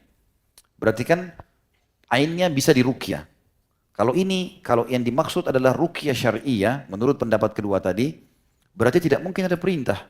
Sementara Aisyah mengatakan dalam hadis Bukhari Muslim kita diperintahkan untuk meruqyah dari penyakit ain. Kemudian juga disebutkan dari Imam Tirmidzi bahwasanya Asma binti Umais radhiyallahu anha bertanya, wahai Rasulullah, sesungguhnya Bani Ja'far terkena penyakit ain. Apakah aku boleh meruqyah mereka? Maka beliau menjawab, boleh. Kalau ada sesuatu yang dapat mendahului takdir, tentulah itu adalah ain. Ya. Dan riwayat ini tentu diriwayatkan Nasai dan Imam Ahmad dengan sanad, ya, derajatnya hasan sahih. Artinya riwayat-riwayat ini menjelaskan kepada kita kalau itu bisa. Ya. Sementara untuk terapi penyakit ain, selain ruqyah, bacakan ayat-ayat ruqyah, tentu ini ada bahasan sendiri masalah ayat-ayat ruqyahnya. Tapi Nabi SAW pernah disebutkan dalam riwayat Imam Malik, dari Muhammad bin Abu Umama bin Sahal dari ayahnya, yakni meriwayatkan hadis ini disebutkan innal aini haq tawadda lahu fatawadda lahu. Sesungguhnya penyakit ain itu benar, berwudulah untuk menghadapinya, lalu ia pun berwudu. Kata sebagian ulama hadis adalah seseorang yang kena ain, dia menyuruh orang yang mengenakan dia ain. Kalau kita tahu siapa orangnya, mungkin karena dia hasut atau apa saja, suruh dia berwudu, kemudian air wudunya disiram ke badan kita atau dipakai, maka ini akan bisa membantu menyembuhkan pada waktu itu juga. Dan itu terjadi juga dalam sebuah hadis yang sahih bahwasanya seorang sahabat pernah mandi, kemudian ada sahabat yang lain melihatnya, kemudian sahabat yang lewat ini mengatakan, sungguh wanita atau gadis pun yang dipingit tidak ada yang seindah badanmu. Maka tiba-tiba orang itu pingsan, kena ainnya. Lalu Nabi SAW ditanyakan waktu itu, beliau mengatakan, siapa yang melihatnya waktu mandi? Kata mereka, fulan ya Rasulullah. Kata Nabi SAW, panggil dia. Disuruh wudu, kemudian disiramkan ke badan orang yang pingsan tadi, kemudian bangunlah dia. Maka ini termasuk cara terapi selain membacakan ruqyah, ayat-ayat tadi hadis Aisyah radhiyallahu anha dalam hadis Bukhari Muslim juga dengan cara seperti ini. Kalau tidak ditahu siapa orangnya, maka sebagian ulama mengatakan dibolehkan dia untuk berwudu dan air wudunya sendiri yang dia gunakan untuk disiram ke badannya, bekas air wudunya sendiri. Disebutkan dalam riwayat Abdul Razzaq dari Ma'mar dari Ibnu Taus dari ayahnya secara marfu, al-ainu haqq walau kana syai'un sabiqal qadar lasabakathul ain faidas tuksila ahadukum falyaktasil. Penyakit ain itu nyata. Kalau ada sesuatu yang dapat mendahului takdir, tentu sesuatu itu adalah ain. Apabila salah seorang di antara kalian tertuntut untuk mandi, maka hendaklah ia mandi. Artinya kalau ada orang yang mengatakan kemungkinan kena ain saya misalnya, maka saya akan mandi dan saya akan berikan. Atau ada orang mengatakan tolong mandilah atau wuduklah, berikan kepada saya airnya. Kita nggak boleh tersinggung teman-teman sekalian. Karena sunnah Nabi SAW adalah kita ikuti keinginan dia. Makanya kata Nabi SAW, siapa yang diminta untuk mandi atau wuduk maka dia lakukan. Kemudian dalam riwayat Jabir, hadis ini diriwayatkan oleh Bazzar dengan sanad hasan, dan hadis ini marfu, innal aini la tudkhilul rajulul qabra wal jamal al kidra. Sesungguhnya ain itu dapat memasukkan seseorang ke dalam kubur, artinya sampai menyebab mati, dan unta bisa masuk ke dalam kuali. Ya. Jadi saking luar biasa bahayanya penyakit ain itu. Salah satu juga yang efektif selain ruqyah syariah, selain juga mengambil air wudu atau air mandi orang tersebut atau dia sendiri yang wudu, maka juga dilakukan dengan cara mengucapkan Masya Allah Tabarakallah. Masya Allah Tabarakallah. Dan ini sudah sering dipraktikkan oleh teman-teman kita di Timur Tengah. Kalau di mobilnya dipasangin stiker Masya Allah Tabarakallah. Kalau di rumah pintu masuk seperti ada kaligrafi, itu ditulis Masya Allah Tabarakallah. Dan memang sudah biasa melatih diri anak-anak atau orang sekitarnya, istrinya, suaminya, setiap muji sesuatu dia mengatakan Masya Allah Tabarakallah. Tapi memang itu harus dilakukan. Harus dilakukan ya, kalau orang puji, karena ini bahaya. Terutama teman-teman kadang-kadang subhanallah kalau keluar rumah kita punya anak kecil sengaja diperindah, lalu kita tidak sama sekali membekali dia dengan doa. Ya. dengan berdoa agar Allah lindungi dari keburukan. Ini bahaya sekali. Dan disebutkan dalam sebuah riwayat yang lain, riwayat Tirmidzi, dan dinyatakan hasan oleh beliau, bahwasanya Nabi SAW pernah memohon perlindungan dari godaan jin dan dari ain manusia. Dan ini menandakan memang besar sekali pengaruhnya, ya, besar sekali pengaruhnya. Oleh karena itu kita harus hati-hati. Sebagian ulama menambahkan bahwasanya penyebab penyakit ain selain hasud bisa juga karena orang itu selalu saja punya halusinasi, ya, atau membayangkan hal-hal yang tidak ada, membayangkan syaitan, membayangkan apalah gambar-gambar abstrak, ya, yang tidak ada. Mungkin Allahu alam, saya juga khawatir kalau orang banyak menggambarkan kayak kartun-kartun Jepang, ya, banyak menggambarkan apalah, ya, manusia ini, manusia itu, atau robot ini, robot itu, ya mungkin tidak ada. Maka ini juga menjadi penyebab sehingga membuat hatinya lemah dan akhirnya dia menjadi jahil dengan hukum agama, dan itu menjadi penyebab dari masalah munculnya ain tersebut. Ya. Walaupun penyebab utamanya adalah karena dia hasud dan hatinya buruk. Kalau 1-2 kali, kalau dia bertaubat kepada Allah maka bisa hilang. Tapi kalau terus menerus maka ini berbahaya buat dia dan juga buat orang-orang di sekitarnya. Dan sering kali terjadi, ya, ini ain dari orang-orang yang belajar hipnotis. Ya. Karena memang sengaja mereka menanamkan itu. Supaya tatapan matanya membuat orang lain jadi luluh misalnya. Dan ini memang sering kali terjadi dari orang-orang jahat, bahkan dari orang-orang kafir sendiri yang memang hasud kepada kaum muslimin. Allah sebutkan dalam surah Nun ayat 51, ya. A'udzubillahi minasyaitonirrajim wa iyyakadul ladina kafaru liyuzlikuka bi absarihim lamma sami'u dzikra wa yaquluna innahu lamajnun. Dan hampir-hampir saja orang-orang kafir itu mencelakakan dirimu dengan pandangan mata mereka, gitu kan. Dan pada saat mereka mendengar kebenaran, ya, dan mereka berkata sungguhnya orang ini adalah orang gila. Ya, maksudnya mengatakan tentang Nabi alaihi salatu wassalam. Tentu di buku ini cukup banyak teman-teman sekalian kalau dimiliki tentang Ibnu Qayyim rahimahullah, beliau ajarkan tentang doa-doa ruqyahnya. Seperti a'udzu bikalimatillahi tammat min syarri ma khalaq. Ya, aku berlindung kepada Allah dengan kalimat-kalimat Allah yang paripurna dari kejahatan makhluk ciptaannya. A'udzu bikalimatillahi tammat min kulli syaitanin wa hamam min kulli ainin lamah. Aku berlindung kepada Allah dengan kalimat-kalimat Allah yang paripurna dari gangguan syaitan dan binatang, serta dari gangguan ain yang dahsyat. Ya. Dan cukup banyak hadis-hadis atau doa-doa yang disebutkan oleh beliau. Saya datangkan saksi bahasan saja kalau memang ruqyah dibolehkan di sini, termasuk dari masalah ain. Kemudian ada hadis-hadis Nabi SAW juga yang berhubungan dengan masalah ruqyah, ya. Masalah ain ini disebutkan dalam riwayat Imam Muslim, rakhasa Rasulullah SAW fi ruqyati minal aini wal hummati wan namlah. Rasulullah SAW mengizinkan untuk ruqyah terhadap penyakit ain, gigitan binatang berbisa, dan penyakit semut. Ya. Yang dimaksud penyakit semut bukan sengatan semut, ya. Tapi orang-orang Arab dulu biasa mengatakan penyakit semut, ada penyakit yang tiba-tiba memunculkan di antara 2 alis atau 2 mata seseorang belang-belang.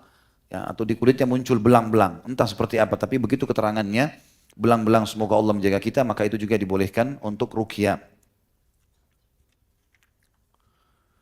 Kemudian juga bolehnya seseorang meruqyah dengan atau karena sengatan tadi itu kan karena ain, ya. Kemudian bolehnya juga ruqyah karena sengatan binatang berbisa, semuanya bisa, hewan apapun yang menyakitkan tubuh, terutama yang berbisa dibolehkan, sebagaimana hadis Bukhari Muslim yang menjelaskan bahwasanya Abu Sa'id Al-Khudri radhiyallahu anhu menceritakan ada beberapa orang sahabat Nabi yang berada dalam suatu perjalanan. Mereka singgah di salah satu dusun di suku Arab dan bertamu kepada penduduknya, namun para penduduk menolak menerima mereka sebagai tamu. Tiba-tiba pemimpin penduduk itu disengat binatang berbisa. Mereka mengupayakan segala sesuatu namun tidak juga menghasilkan apa-apa. Sebagian mereka berkata, coba kalian temui beberapa orang laki-laki tadi. Kemudian ada di antara mereka yang memiliki keahlian mengobati, ya, kemungkinan ada di antara mereka yang memiliki keahlian mengobati. Para penduduk negeri itu pun mendatangi para sahabat dan berkata, pemimpin kami tersengat binatang berbisa dan kami sudah mengupayakan segala sesuatu tapi gagal semuanya. Apakah ada salah seorang di antara kalian yang memiliki keahlian mengobati? Salah seorang di antara mereka menjawab, iya, saya bisa meruqyah. Akan tetapi kami meminta menjadi tamu kalian dan kalian menolaknya. Aku tidak akan mengobati kecuali bila kalian memberikan kompensasinya. Maksudnya kami harus bisa nginep. Akhirnya mereka berdamai dengan janji memberikan kepadanya sebagian kambing ternak mereka. Lalu ia datang meludahi, membaca Al-Fatihah dan meludahi pemimpin kampung tersebut. Di lukahnya disengat dengan membaca surah Al-Fatihah.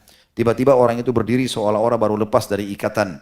Ia bangkit dan berjalan seolah-olah tidak pernah sakit. Akhirnya mereka memenuhi janji mereka dengan memberikan beberapa ekor kambing kepada para sahabat tadi. Tentu riwayat yang panjang lebar, riwayat Bukhari Muslim ini teman-teman memberikan gambaran kepada kita tentang, mohon maaf, masih ada lanjutan riwayat. Lalu kemudian mereka memenuhi janji mereka, mereka memberikan beberapa ekor kambing kepada para sahabat. Sebagian di antara mereka berkata kepada sebagian yang lain, bagi-bagikanlah. Orang yang melakukan ruqyah itu berkata, jangan lakukan sesuatu sebelum kita menjumpai Rasulullah sallallahu alaihi wasallam. Biar kita beritahukan kepada beliau dan kita lihat apa yang beliau perintahkan nanti. Dan ini bentuk kepatuhan para sahabat kepada baginda Nabi alaihi wasallam.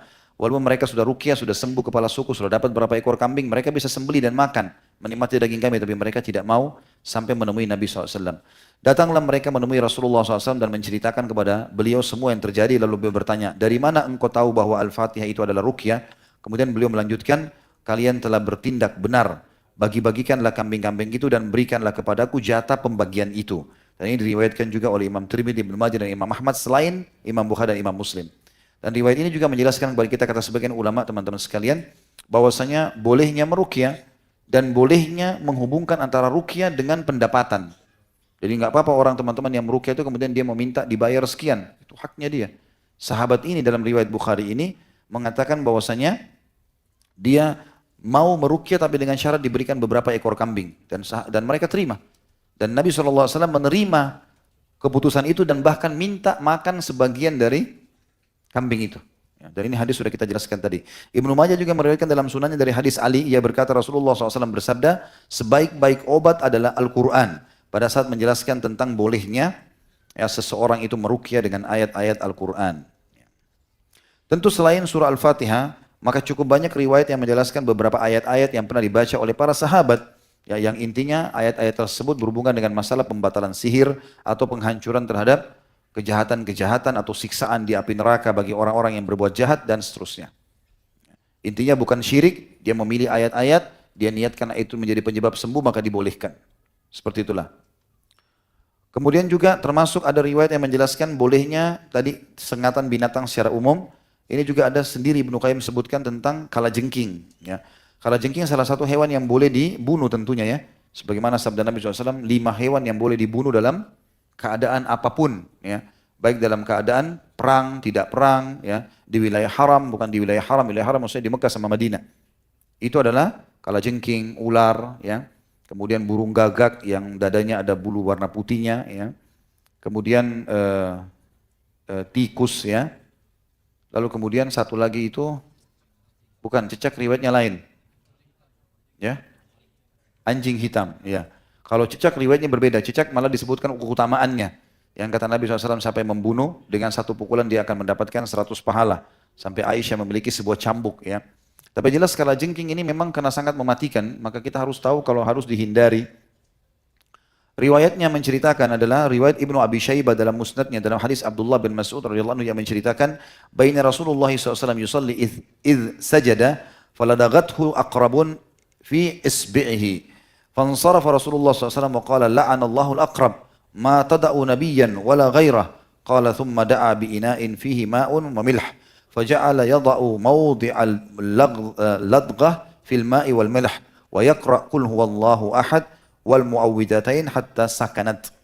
Perhatikan baik-baik riwayat ini diriwayatkan Tabarani dalam Al-Kabir dan Awsat dan Baihaqi dalam Syu'ad dan juga disebutkan oleh Abu Nuaim dalam At-Tib ya, dan seterusnya. Yang artinya ketika Rasulullah SAW sedang sholat dan pada saat beliau sedang sujud, tiba-tiba seekor kalajengking menyengat jari tangan beliau. Maka Rasulullah SAW tiba-tiba kaget. Ya. Pada saat selesai sholat, beliau lagi sholat lalu kemudian beliau salam lalu beliau mengatakan, semoga Allah melaknat kalajengking. Ia tidak membiarkan atau tidak membeda-bedakan antara seorang nabi dan tidak pula yang lainnya. Kemudian Rasulullah SAW menyuruh diambilkan bejana yang berisi air dan garam. Lalu bagian yang disengat kalajengking tersebut direndam dengan air dan garam sambil membaca Qul huwallahu ahad dan muawwidatain. Qul a'udzu birabbil falaq dan Qul a'udzu binnas hingga rasa sakitnya reda. Ya, berarti pengobatan sengatan kalajengking ada tambahan. Selain bacaan ayat juga direndam dengan air yang ditaruh garam. Ya, ini riwayat dipegangi oleh para ulama. Juga sebagian riwayat Imam Muslim menyebutkan dari Abu Hurairah radhiyallahu anhu bahwasanya ada seorang laki-laki datang menjumpai Rasulullah sallallahu alaihi wasallam, lalu beliau berkata, "Wahai Rasulullah, tadi malam aku disengat kalajengking." Lalu beliau bersabda, "Jika di waktu sore hari engkau membaca a'udzu bikalimatillahi tammati min syarri ma khalaq, lam yadurraka." Kalau seandainya kau membaca, aku berlindung kepada Allah dengan kalimat-kalimat Allah yang paripurna dari kejahatan makhluk yang dia ciptakan, niscaya sengatan itu tidak akan membahayakanmu. Diriwayatkan oleh Imam Ahmad. Saya juga subhanallah pernah dengar ada salah satu kisah dari salah satu ulama di Saudi. Kalau beliau mengatakan saya selama 40 tahun ya, rekreasi sama keluarga saya ke padang pasir. Selalu saya baca a'udzu bikalimatillahi tammat min syarri ma khalaq dan tidak pernah sekalipun disengat oleh kalajengking. Begitu setelah 40 tahun berlalu saya pernah sekali lupa membaca, maka saya disengat oleh kalajengking. Dan ini doa yang sangat penting juga untuk dibaca. Ada juga hadis lain yang berbunyi siapa yang membaca a'udzu bikalimatillahi tammati min syarri ma khalaq, juga bismillahilladzi la yadurru ma'asmihi syai'un fil ardi wala fis sama'i huwas samiul alim, maka tentu saja dia akan selamat kembali ke tempat yang tadinya dia baca. Juga dianjurkan membaca dalam hadis Bukhari Muslim agar selamat dari bahaya-bahaya seperti ini, termasuk gangguan syaitan, sihir, ain. Maka membaca ayat terakhir dari surah Al-Baqarah. Sebagaimana disebutkan dalam hadis Bukhari Muslim, "Man qara'al ayataini min akhir suratil Baqarah fi lailatin kafatahu." Barang siapa yang membaca dua ayat terakhir dari surah Al-Baqarah, maka dalam suatu malam dua ayat itu akan menjadi cukup baginya. Jadi, lillahi ma fis samawati wal sampai akhir ayat gitu.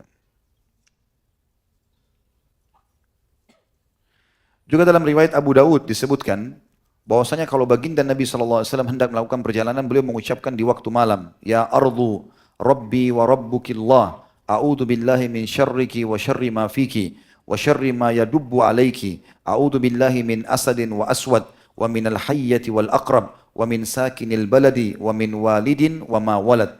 Artinya, wahai bumi, Nabi SAW mengucapkan ini, "Robku dan Robmu adalah Allah. Aku berlindung kepada Allah dari kejahatanmu dan kejahatan segala yang ada padamu." Maksudnya keburukan. "Serta kejahatan segala makhluk yang merayap di atasmu. Aku berlindung kepada Allah dari bahaya singa dan jin, dan dari bahaya ular dan kalajengking, dan dari bahaya penduduk negeri, dan bahaya ayah dan anak." Artinya di sini bahayanya orang-orang yang mengganggu dalam perjalanan. Dan ini termasuk teman-teman sekalian dimaksud dengan ruqyah yang dibolehkan. Ibnu Qayyim juga menghususkan bab khusus namanya petunjuk Nabi SAW ruqyah terhadap penyakit semut. Tadi yang saya bilang itu. Jadi kita dengarkan bagaimana riwayat menjelaskan masalah itu. Di dalam hadis yang sahih riwayat Imam Muslim disebutkan bahwa Rasulullah SAW memberi izin untuk melakukan ruqyah terhadap sihir, ain dan penyakit semut. Jadi di sini teman-teman sekalian riwayat-riwayat ini semuanya membolehkan ruqyah. Ya, dan Allahu alam dari riwayat-riwayat ini berarti lebih cenderung pendapat mengatakan sebenarnya bukan larangan tadi 70.000 itu, gitu kan? Tapi di sini adalah yang dimaksud larangan itu kalau ruqyahnya yang menggunakan bahasa etimologinya secara bahasa itu minta-minta dimantrain. Karena ada juga orang kadang-kadang ya, mungkin dia menggunakan bahasa Arab, mungkin dia menggunakan tulisan Arab, tapi itu bukan ruqyah syariah, bukan ayat-ayat Al-Quran, bukan doa-doa dari Nabi SAW, tapi dia karang-karang. Orang tidak tahu karena dianggap bahasa Arab maka dipakai. Nah itu yang termasuk ruqyah yang dilarang. Gitu kan? Kalau ruqyah syariah jelas sekali dalilnya. Dan semua ini hadis kita bacakan untuk menjelaskan masalah itu. Karena ada di antara ikhwah bahkan dulu sudah sakit parah, kena sihir bertahun-tahun, didatangi oleh seorang ikhwah yang memang meruqyah juga, gitu kan? Datang ke dia, duduk ngobrol lama, dia keluhkan penyakitnya. Lalu ini ikhwah ini bilang sama saya, ini bilang sama saya sebenarnya sudah niat mau ruqyah dia, tapi dia ngobrol terus, saya nggak tahu harus memulainya kapan gitu. Lalu kemudian saya bilang, kenapa nggak ruqyah? Lalu kemudian dia bilang, saya tunggu kalimat itu. Supaya nanti saya ditawarkan ruqyah baru saya ruqyah. Ini orang sudah bertahun-tahun sakit ini. Kalau seperti ini pemahamannya teman-teman sekalian, maka akan banyak riwayat kita tolak kan gitu. Ternyata harusnya tidak boleh minta ruqyah, padahal riwayat-riwayat Nabi SAW bolehkan. Aisyah mengatakan saya diperintahkan oleh Nabi SAW. Para sahabat tadi sudah banyak riwayat yang kita sebutkan melakukan gitu kan. Bahkan mereka minta imbalan dari itu. Ini harusnya difahami dengan bijak dalam masalah ini. Di sini dalam riwayat Imam Muslim dikatakan Rasulullah SAW memberi izin untuk meruqyah terhadap sihir, ain dan penyakit semut. Dalam Sunan Nabi Daud disebutkan riwayat dari Syifa binti Abdullah yang menceritakan Rasulullah SAW pernah menemuiku saat aku sedang bersama dengan Hafsah, istri Nabi SAW. Beliau bertanya, kenapa engkau tidak mengajarkannya ruqyah terhadap penyakit semut seperti engkau mengajarkannya menulis? Ya. Artinya di sini Nabi SAW menyuruh dalam riwayat Abu Daud ini agar Syifa ini mengajarkan kepada Hafsah cara ruqyah penyakit ya semut ini, sebagaimana waktu itu Hafsah sedang diajar menulis oleh Syifa ini. Kata beliau, Ibnu Qayyim rahimahullah, penyakit semut adalah sejenis korengan yang muncul di antara kedua kening. Ya. Penyakit ini amat dikenal kala itu, disebut penyakit semut, karena orang yang terkena penyakit ini merasa kesemutan di bagian yang terkena penyakit ini, seolah-olah dikerumuni dan digigit semut. Penyakit ini ada 3 jenis. Ada yang biasa, ada yang lebih keras, ada yang lebih parah sampai membuat kuris terkelupas. Ibnu Qutaibah dan ulama lain menyatakan kalangan majusi, penyembah api, meyakini bahwa tubuh semut yang ditumpuk bisa menjadi obat seseorang anak yang terkena penyakit semut, seperti diungkapkan oleh mereka. Tapi ini bukan jadi rujukan, karena kita cukup dengan ruqyah syariah. Kemudian beliau juga menyebutkan khusus bab tentang ruqyah sengatan ular. Riwayatnya adalah hadis riwayat Bukhari, Muslim, Nasai dan Imam Ahmad. Lihat riwayat demi riwayat tentang membolehkan masalah ruqyah. Ya. Jadi jangan sampai kita salah paham, oh supaya saya masuk surga tanpa hisab 70.000 itu, maka saya tidak usah diruqyah. Padahal dia dalam kondisi butuh ruqyah itu. Ini riwayat banyak sekali membolehkan gitu kan. Jadi tidak usah khawatir dengan masalah itu. Ini saya titik beratkan karena sering saya dengar keluhan ikhwah ini gitu kan. Perhatikan riwayat Imam Bukhari, Imam Muslim, Nasai dan Imam Ahmad. Kata beliau, Nabi SAW bersabda tidak ada ruqyah selain untuk penyakit ain dan sihir. Dalam Sunan Ibnu Majah disebutkan dari hadis Aisyah, Rasulullah SAW memberi izin untuk meruqyah dari terhadap gigitan ular dan sengatan kalajengking. Diriwayatkan Ibnu Syihab Az-Zuhri juga, salah seorang sahabat Nabi terkena gigitan ular. Maka Nabi SAW mengatakan, adakah yang pandai meruqyah? Maka mereka menjawab, wahai Rasulullah, sesungguhnya keluarga Hazm bisa melakukan ruqyah untuk pengobatan gigitan ular. Karena engkau melarang ruqyah, mereka meninggalkan kebiasaan itu. Maka beliau berkata, panggilkan Umarah, ya, Umar bin Hazm. Mereka pun memanggil, lalu ia ditawarkan untuk meruqyah. Beliau SAW lalu menegaskan tidak apa-apa. Maka ia pun melakukan dengan izin Rasulullah SAW meruqyah orang tersebut. Hah? Jelas nggak ini? Kenapa senyap ini? Hah? Paham nggak ini? Baik, alhamdulillah. Karena ini yang penting teman-teman. Ternyata apa yang antum fahami tidak boleh minta ruqyah, difahami juga oleh sahabat Nabi dulunya. Riwayat Bukhari Muslim ini. Ternyata mereka berhenti meruqyah gara-gara dengar Nabi bilang 70.000 masuk surga tanpa hisab, dan tidak meruqyah. Lalu Nabi panggil dia, dipanggil pimpinan sukunya namanya Umar bin Hazm. Lalu kemudian Nabi mengatakan, lakukanlah, tidak apa-apa, ruqyahlah, minta ruqyah. Lalu kemudian mereka melakukan dengan izin Rasulullah sallallahu alaihi wasallam. Kemudian juga Ibnu Qayyim menyebutkan teman-teman sekalian bab khusus tentang ruqyah, ya. Kalau kena penyakit apa saja, luka apa saja boleh diruqyah. Terkena pisau, terkena jatuh ke seleo, ya, patah tulang, semuanya boleh digunakan itu. Semuanya. Karena Rasulullah SAW pernah menemukan di zaman dulu, disebutkan Imam Bukhari Muslim, dahulu di masa Rasulullah SAW, kata Aisyah radhiyallahu anha, apabila ada orang yang mengeluh karena koreng atau luka, beliau melakukan seperti itu dengan jarinya. Maksudnya dengan menyentuhkan jari beliau ke atas tanah. Jadi jari beliau ditentukan di atas tanah, kemudian mengangkatnya sambil beliau membaca Bismillahi turbati ardina, dengan nama Allah tanah negeri kami, biriqati ba'dina, dan karena ludah sebagian orang di antara kami, liyashfiya saqimana biidni rabbina, yang akan menyembuhkan penyakit orang yang sakit di antara kami dengan izin Rabb kami. Hadis ini juga diriwayatkan Abu Daud, Nasai, Ibnu Majah dan Imam Ahmad. Tapi penting diriwayatkan oleh Imam Bukhari Muslim. Kemudian Nabi SAW menempelkan tangan beliau ke luka itu. Jadi disentuhkan dengan tanah dan debu, ya. Kemudian ditempelkan. Dan ini hadis-hadis sahih menyebutkan masalah itu tentunya. Dan ulama menarik ini mengatakan ini semuanya masuk kepada semua penyakit, apapun itu.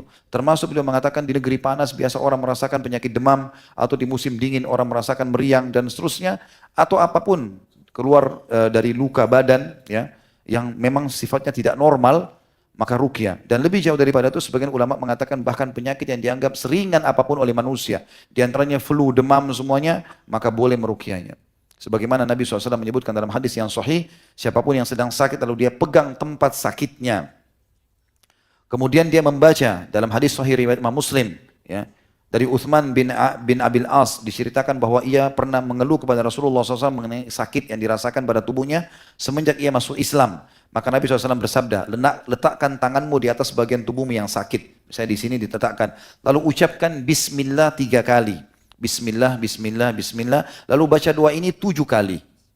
A'udzu bi'izzatillahi wa qudratihi min syarri ma ajidu wa uhadiruh. Hadis ini sahih diriwayatkan Ibnu Majah, Ahmad dan Tabarani.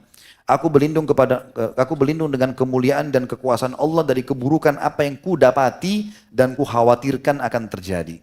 Ini dibaca 7 kali sambil memegang tempat sakit. Artinya, flu pun kita bisa pegang hidung, sakit kepala bisa pegang kepala. Dan subhanallah saya pribadi teman-teman praktikkan lagi sakit kepala misalnya. Saya pegang baca ini subhanallah hilang seketika.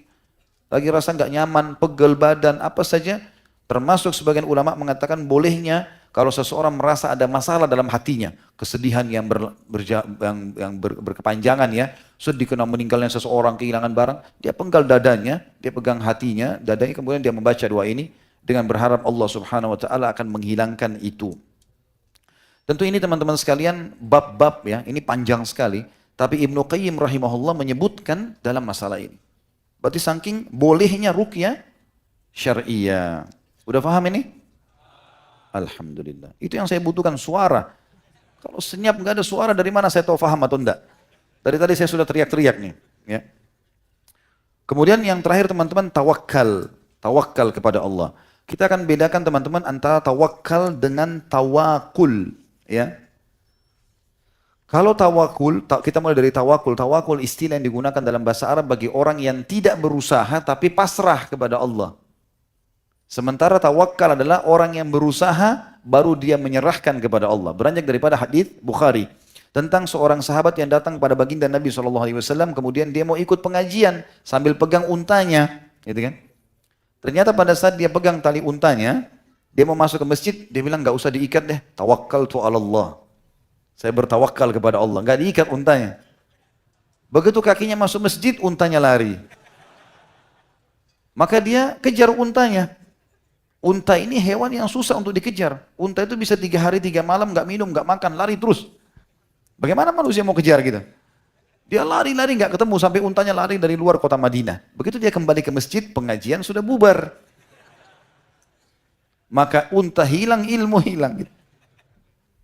Dia sedih. Nabi SAW tahu dia. Kenapa kau? Ya Rasulullah tadi begini kejadiannya. Saya datang pakai unta, saya tawakal kepada Allah, ternyata untanya lari. Saya kejar-kejar, saya balik pengajian sudah selesai. Kata Nabi SAW, salah, keliru itu. Iqilha, ikat dulu untamu, wa tawakkal ala Allah, baru tawakal. Kunci dulu motormu, sama mobilmu baru tawakal. Buka semua, nggak apa-apa tawakal. Dicurilah. Nggak boleh ini. Ikhtiar dulu baru tawakal. Tapi tawakal penting teman-teman sekalian, harus dilakukan. Bahkan penulis di sini dalam buku kita menekankan bab sendiri, maksudnya sub pasal sendiri lebih panjang daripada kisahnya Ukasha radhiyallahu anhu tentang masalah tawakal. Beliau mengatakan kalimat yang mulia, sungguhnya umat Islam menjadi hina setelah tadinya mulia. Umat Islam menjadi miskin setelah tadinya kaya. Umat Islam melemah setelah sebelumnya kuat, bodoh setelah sebelumnya berilmu. Hal ini karena umat meninggalkan tawakal kepada Rabbnya. Umat Islam pergi untuk mencari kemuliaan, terkadang ke timur yang ateis, atau terkadang ke barat yang kafir. Umat Islam lupa bahwa hanya Allah lah pemilik pembendaharaan langit. Allah lah pemilik perbendaharaan langit dan bumi. Sebagaimana Allah firman dalam surah Fatir ayat 10. A'udzubillahi minasyaitonirrajim. Man kana yuridul izzata falillahil izzatu jami'a. Barang siapa yang menghendaki kemuliaan, maka ketahuilah kemuliaan itu seluruhnya milik Allah. Bukan kita tidak boleh mendatangi negara kafir, tapi banyak orang membangga-banggakan dibandingkan agamanya sendiri, dibandingkan negaranya sendiri. Tidak bertawakal kepada Allah tentang apa yang sudah Allah cukupkan bagi dia. Beliau mengangkat banyak sekali kisah, seperti misalnya kisah yang masyhur tentang Auf bin Malik al-Ashja'i radhiyallahu anhu, sahabat Nabi ini ya. Saya tidak tahu dalam bahasan kita nanti ada beliau atau tidak, tapi yang jelas ini disebutkan oleh penulis dalam kisah Ukasha bin Muhsin radhiyallahu anhu tentang sebab turunnya firman Allah surah At-Talaq ayat 2 sampai ayat 3. A'udzubillahi minasyaitonirrajim, wa may yattaqillaha yaj'al lahu makhraja. Siapa yang bertakwa kepada Allah, Allah akan berikan kepadanya jalan keluar dari masalahnya. Wa yarzuqhu min haitsu la yahtasib, dan diberikan rezeki dari tempat tidak disangka-sangka. Para ahli tafsir menafsirkan ayat ini berkata, sungguhnya ayat ini berlaku umum. Namun ayat ini turun kepada seseorang khusus namanya Auf bin Malik al-Ashja'i radhiyallahu anhu. Orang-orang musyrikin menawan anaknya. Maka dia datang kepada Nabi SAW untuk mengadukan kemiskinan, dan dia juga mengadukan anaknya. Maka dia berkata, wahai Rasulullah, musuh telah menawan anakku dan ibunya sangat bersedih. Apa yang engkau perintahkan kepadaku? Maka kata Nabi SAW, ittaqillaha wasbir wa amuruka wa iyyaha an tastakhiru min qawli la haula wa la quwwata illa billah.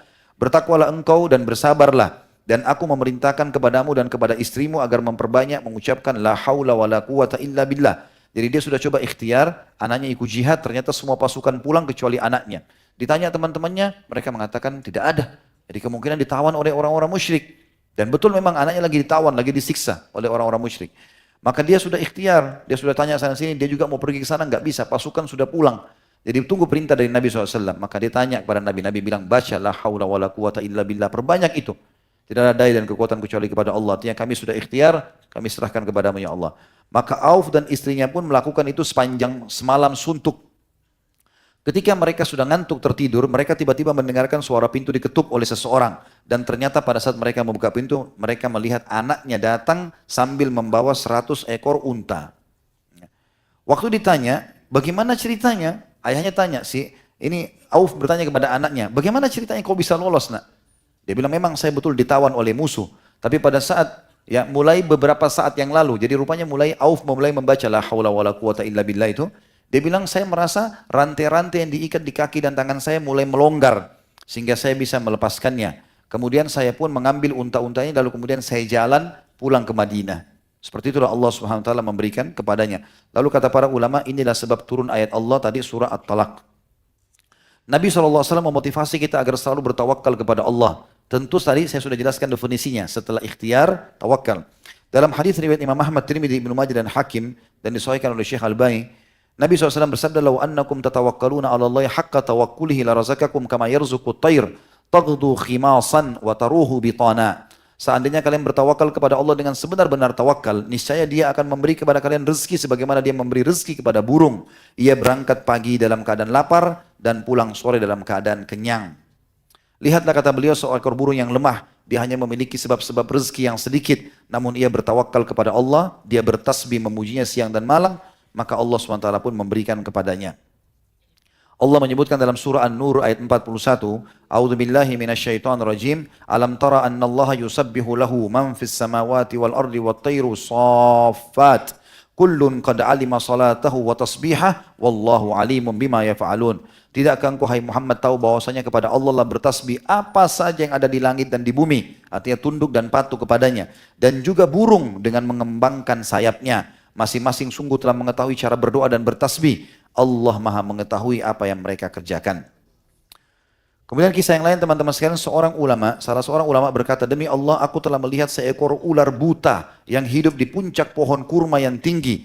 Ia didatangi seekor burung kecil secara berkala. Burung itu berdiri di depannya dan mengeluarkan suara tertentu, maka ular itu pun membuka mulutnya. Lalu burung itu meletakkan makanan di mulut ular buta tersebut. Lalu beliau mengatakan, siapa yang mengirim burung kecil ini kepada ular tersebut? Siapa yang menjadikan ular ini tidak memangsa burung itu? Dia adalah Rabb langit dan bumi yang memberikan rezeki kepada ulat dalam perut batu. Juga kisah yang masyhur tentang Nabi Musa alaihissalam dan ibunya sangat terkenal. Ibunya Nabi Musa alaihissalam ketakutan pada saat dia masih kecil, dan ini contoh yang sangat luar biasa di mana ibu Nabi Musa alaihissalam dengan keyakinannya dan pasrahnya kepada Allah, setelah ikhtiar membungkus Musa, menaruh dalam kotak, diikat dengan tali di belakang rumahnya di atas sungai Nil, maka kemudian lepas, maka dia pun bertawakal kepada Allah. Maka Allah mengembalikan itu kepada ibunya Musa alaihissalam. Dalam surah Al-Qasas ayat 7 disebutkan, juga disebutkan dalam surah Al-Qasas, surah Thaha ayat 39, Al-Qasas ayat 7 dan ayat 14. Juga disebutkan dalam Al-Qasas 12 dan ayat 13, semua berhubungan dengan kisah ibunya Nabi Musa alaihissalam. Begitu pula dengan kisah Nabi Musa sendiri alaihissalam pada saat sudah dikejar oleh Fir'aun dan sudah sampai di depan Laut Merah. Di depannya Laut Merah, laut yang luas, di belakangnya pasukan Fir'aun yang banyak dengan pasukan, dengan pedangnya, dengan segala macam perlengkapan perangnya akan membantai. Mereka mengatakan, qala ashabu Musa inna lamudrakun, dalam surah Asy-Syura ayat 61. Sungguh kami betul-betul akan dikejar dan tersusul hai Musa. Maka Musa dengan penuh tawakal dan pasrah kepada Allah mengatakan, kalla inna ma'iya rabbi sayahdin. Tidak mungkin Tuhanku pasti akan memberikan kepadaku petunjuk. Maka Allah pun memberikan petunjuk pada saat itu dalam surah Asy-Syu'ara ayat 62 sama 63, bunyi 63-nya, فَأَوْحَيْنَا إِلَى مُوسَى أَنِ اضْرِبْ بِعَصَاكَ الْحَجَرَ فَانْفَلَقَ فَكَانَ كُلُّ فِرْقٍ كَالطَّوْدِ الْعَظِيمِ. Maka kami wahyukan kepada Musa agar pukullah tongkatmu ke Laut Merah, maka terbelah lautan tersebut dan setiap belahan seperti gunung yang besar. Kata para ulama, siapa yang menyangka? Bahkan Musa sendiri alaihissalam tidak pernah menyangka kalau tongkatnya yang kecil itu, yang cukup untuk menggembala domba, itu bisa memecahkan lautan dan akhirnya membuat airnya besar. Musa pun cuma bertawakal kepada Allah. Selebihnya, haknya Allah yang mengambil keputusan. Disebutkan bahwasanya Silah bin Ashyam, sebagaimana dinukil oleh Az-Zahabi dalam Syiar Alam Nubala, ini adalah kisah yang sahih. Dikatakan, Silah adalah seorang tabi'in yang mendapati zaman Nabi SAW tapi tidak melihat beliau. Jadi orang kalau tidak lihat Nabi dengan mata kepala maka dikatakan tabi'in. Di perjalanan pulang dari sebuah peperangan, kudanya mati. Maka dia berkata, Ya Allah, janganlah engkau menjadikan seseorang mempunyai jasa baik atasku karena aku tidak suka meminta kepada selainmu. Maka Allah menghidupkan kudanya dan dia mengendarinya kembali. Ketika tiba di rumah, dia berkata kepada Muhammad, anaknya tabi'in ini, wahai anakku, ambillah pelana kuda itu karena ia adalah pinjaman. Maksudnya pinjaman dari Allah. Maka pada saat anaknya mengangkat pelananya, kuda itu pun mati. Jadi bagaimana tawakalnya luar biasa. Ini bagi teman-teman yang masih takut tinggalin pekerjaan karena haram, tawakal kepada Allah. Takut melangkah, takut hijrah, takut berubah. Ini semua adalah hal yang harus ditepis teman-teman sekalian. Juga disebutkan tentang buah tawakal ini adalah bagaimana pada saat Uqbah bin Nafi' radhiyallahu anhu beliau menyeberangi sungai dengan kuda-kuda ya, pada saat itu, dan bahkan mereka saling berbincang satu sama yang lain ya. Pada saat itu mereka saling berbincang satu sama yang lain bahwasanya kita akan pulang ke Madinah dan kita akan menang dan seterusnya gitu kan. Kemudian Uqbah berdiri di depan pintu gerbang kota Kairawan dan berkata, wahai binatang melata bumi, wahai para singa, kami adalah sahabat Muhammad, kami datang untuk meninggikan kalimat la ilaha illallah, menyingkirlah dari jalan kami. Maka singa-singa keluar membawa anak-anaknya dan kalajengking keluar serta ular juga keluar dari lubang-lubangnya sehingga jalan tersebut jadi kosong buat para sahabat Nabi. Jadi setelah keluar dari air, mereka mau jalan, ternyata di situ banyak binatang buas di pinggir laut itu, sungai itu, maka dia pun mengucapkan kalimat ini, semuanya pergi meninggalkan orang-orang beriman. Jadi ini butuh keyakinan teman-teman sekalian, maka kita harus tahu bagaimana janji-janji Allah Subhanahu wa taala. Tentu juga ada kisah yang lain, diantaranya Hatim bin Ashham rahimahullah berkata kepada anak-anaknya, aku ingin pergi haji. Hatim adalah orang yang saleh, aku ingin sekali pergi haji. Lalu anak-anaknya menangis dan mereka berkata, kepada siapa engkau menyerahkan kami? Di antara anak-anaknya ada seorang anak perempuan yang penuh dengan berkah. Jadi dia punya ilmu. Maka perempuan itu berkata, ya, dan ini Allah melimpahkan, kata beliau, nikmat tawakal dan keyakinan, biarkanlah ayah kita pergi haji. Karena bukan dia yang memberi rezeki. Maka Hatim berangkat. Sementara dia tidak tinggalkan apa-apa. Dia orang miskin. Tidak tinggalkan apa-apa buat anak-anaknya. Sementara anak-anaknya kelaparan. Maka mereka menyalahkan saudara perempuannya tadi. Mereka mengatakan, engkaulah penyebabnya. Nah, maka anak perempuan itu tadi yang menyuruh mengizinkan ayahnya pergi haji dan mengatakan, ya Allah, jangan membuatku malu di hadapan mereka. Tiba-tiba ada kejadian yang luar biasa. Gubernur kota itu lewat di depan mereka lalu dia berkata kepada salah seorang pengawalnya, carilah air untukku.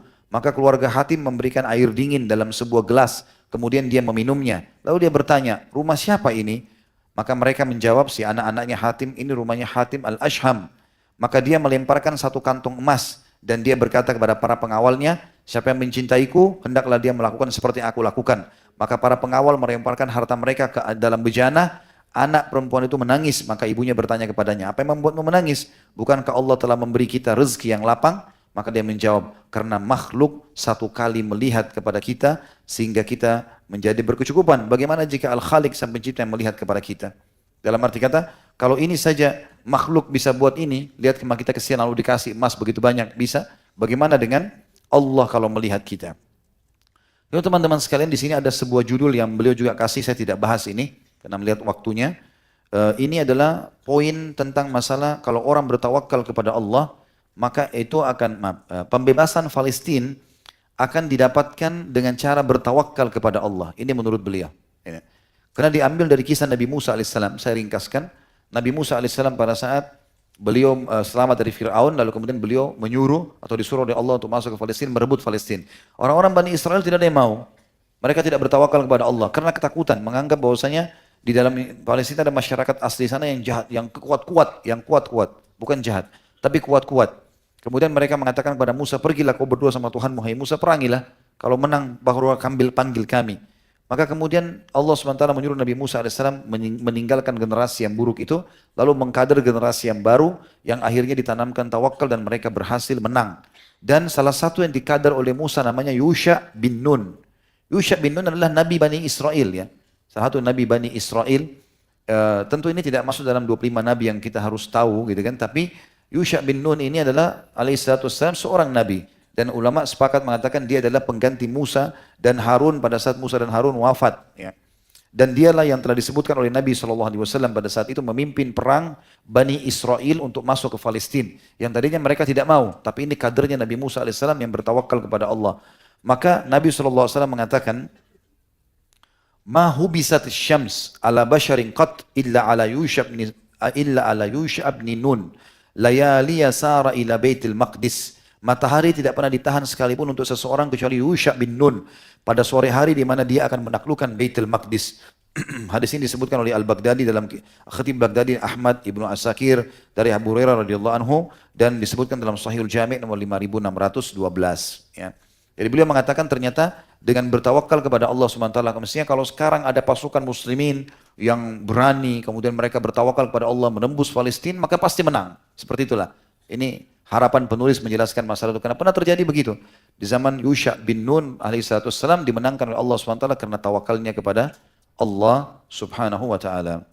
Baik, kita tutup teman-teman sekalian setelah menjelaskan panjang lebar tadi itu dengan sisa daripada pelajaran. Jadi ada 4 hal tadi, kita tidak sudah kita jelaskan. Boleh pada saat-saat dia pengobatan terakhir dan ahlinya saja.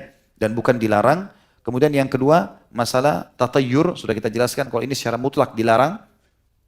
Kemudian ruqyah, panjang lebar sudah kita paparkan juga, ini dibolehkan, ya, tapi dengan cara-cara syar'i. Kemudian bertawakal kepada Allah juga sudah kita paparkan panjang lebar. Gitu. Sekarang teman-teman sekalian tinggal kita masuk ke masalah, itu tadi pelajaran yang kita bisa ambil yang pertama dari kejadian Ukasha, dari hadis tadi. Ada kurang lebih beberapa pelajaran. Yang kedua, keutamaan kebersihan dan menjaga kerapian, serta juga ketampanan, kecantikan, perawatan. Karena itu disebutkan bahwasanya Ukasha sangat menyukai kebersihan dan juga menjaga kerapiannya. Dan ini sesuai dengan sabda Nabi SAW, Inna Allah jamilun yuhibbul jamal. Allah itu indah, rapi, bersih, semua masuk dalam makna jamal itu dan menyukai itu. Jadi jangan sampai teman-teman sekalian kita menjadi seorang muslim lalu kita kotor, kumuh, ya berpenampilan yang tidak baik, itu tidak benar. Badannya bau, mulutnya enggak nyaman, itu enggak benar semua. Harus dirapikan. Dan ini sudah sering saya jelaskan tentang masalah keutamaan ini teman-teman sekalian.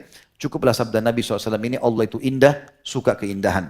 Jadi rumah, kendaraan, pakaian, semuanya ini harus dijaga dan dibuat sebagus mungkin. Yang ketiga, termasuk pelajaran yang kita bisa ambil adalah keutamaan syaja'ah atau keberanian. Karena terkenal Ukasha dengan keberaniannya, radhiyallahu anhu. Dan ini memang sifat orang mukmin. Tidak boleh kita jadi pengecut. Yang dimaksud syaja'ah keberanian adalah membela kebenaran. Kalau hak kita diambil, kita bela, gitu kan.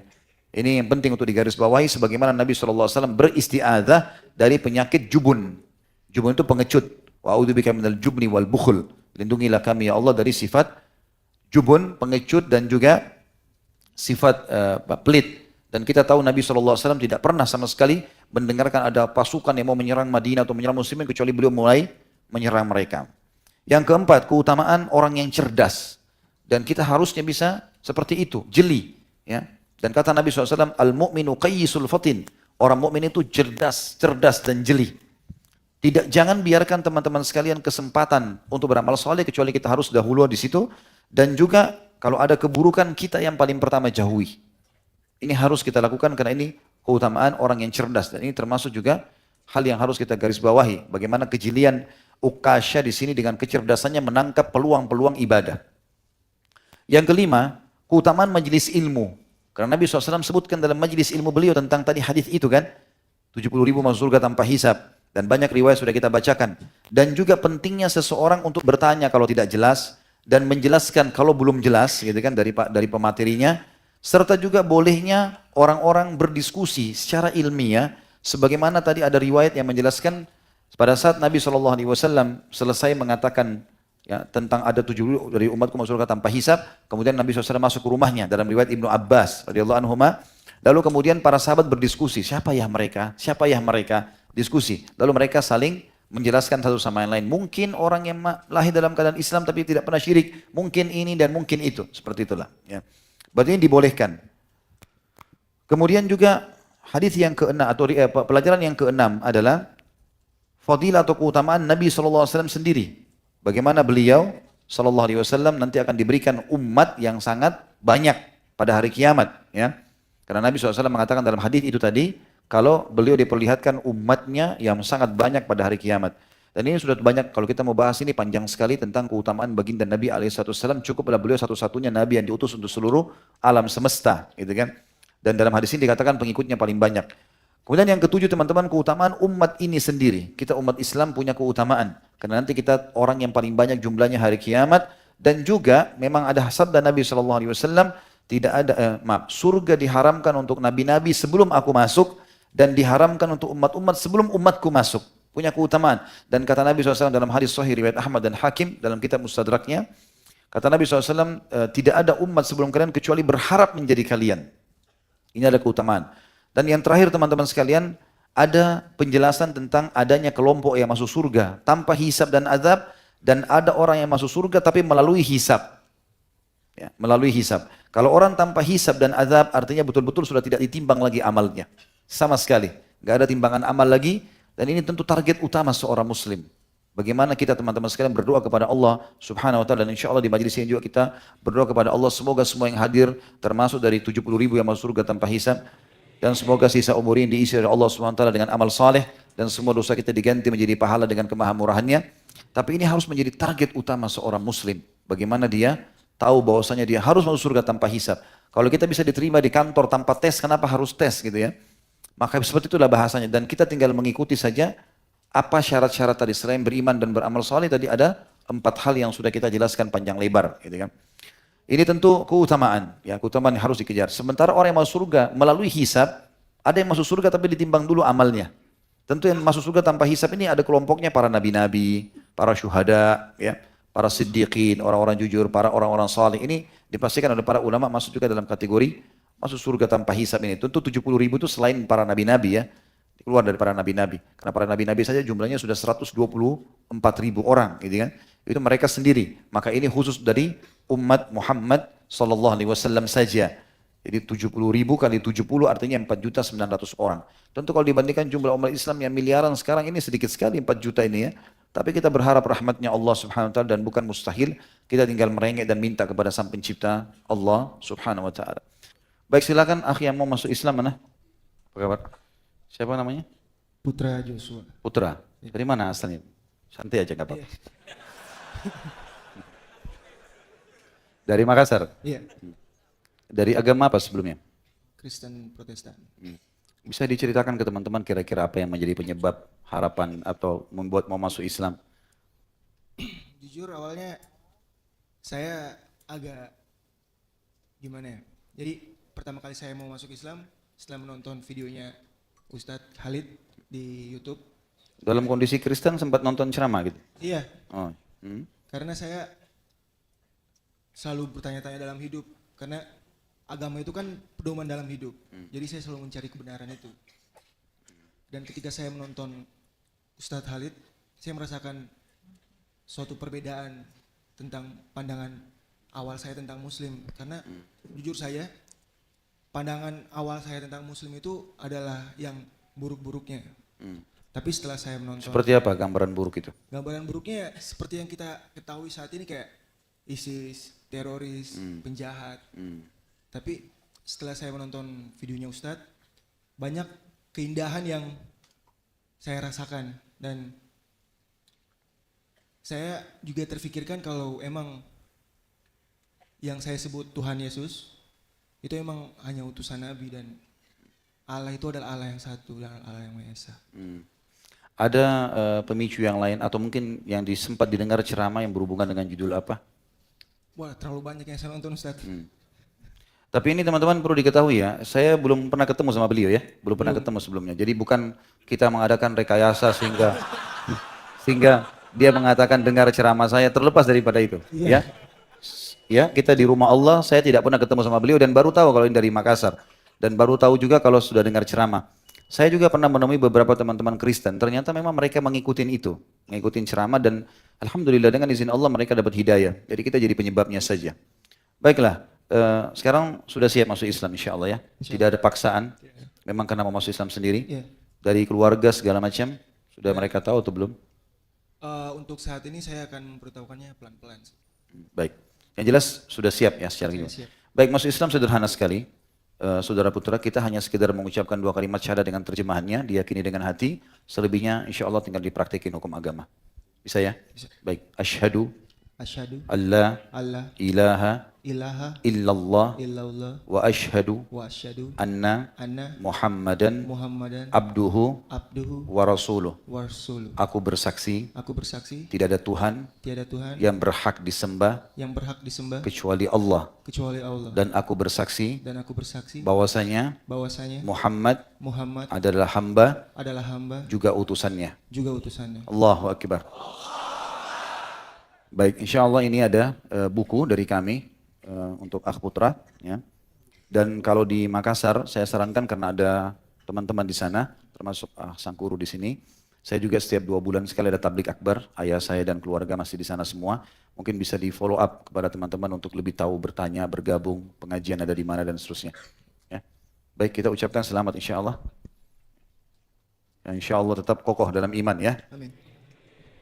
Baik, bagi seperti biasa teman-teman sekalian, bagi yang mau mengucapkan selamat, saya sarankan nanti insya Allah setelah kita sholat, karena sudah masuk waktu asar, bisa memberikan selamat kepada saudara kita dan termasuk juga bisa memberikan apapun yang antum mau berikan sebagai hadiah, bentuk rasa gembira kita karena satu lagi saudara kita bertambah pada hari ini.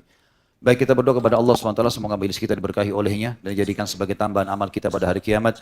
Semoga semua amal yang pernah kita kerjakan tanpa terkecuali sampai menjelang ajal datang nanti diterima dengan kemahamurahannya.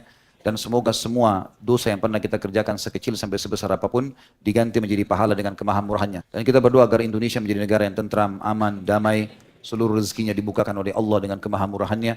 Dan juga seluruh umat Islam berada di bawah naungan ukhuwah Islamiyah, diangkat perselisihan di antara mereka. Dan juga tentunya kita berharap agar seluruh umat masyarakat Indonesia yang belum dapat hidayah diberikan dapat hidayah Islam, dan juga seluruh yang masih fasik, masih jauh dari agama diberikan kesadaran dan taubat, serta tentu saja kita berharap agar seluruh pemimpin kita menjadi muslim, adil, kembali kepada Al-Quran dan Sunnah, serta Indonesia menjadi contoh bagi negara yang lain.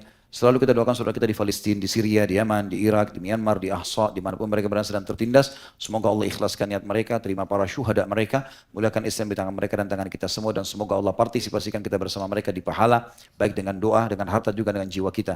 Dan semoga Allah dengan kemahamurahannya menyatukan kita semua di surga firdausnya tanpa hisab. Semuanya satukan di majelis ilmu yang mulia ini. Kalau benar dari Allah, kalau salah dari saya mohon dimaafkan. Subhanakallahumma bihamdika, asyhadu an la ilaha illa anta astaghfiruka wa atubu ilaik. Wassalamualaikum warahmatullahi wabarakatuh.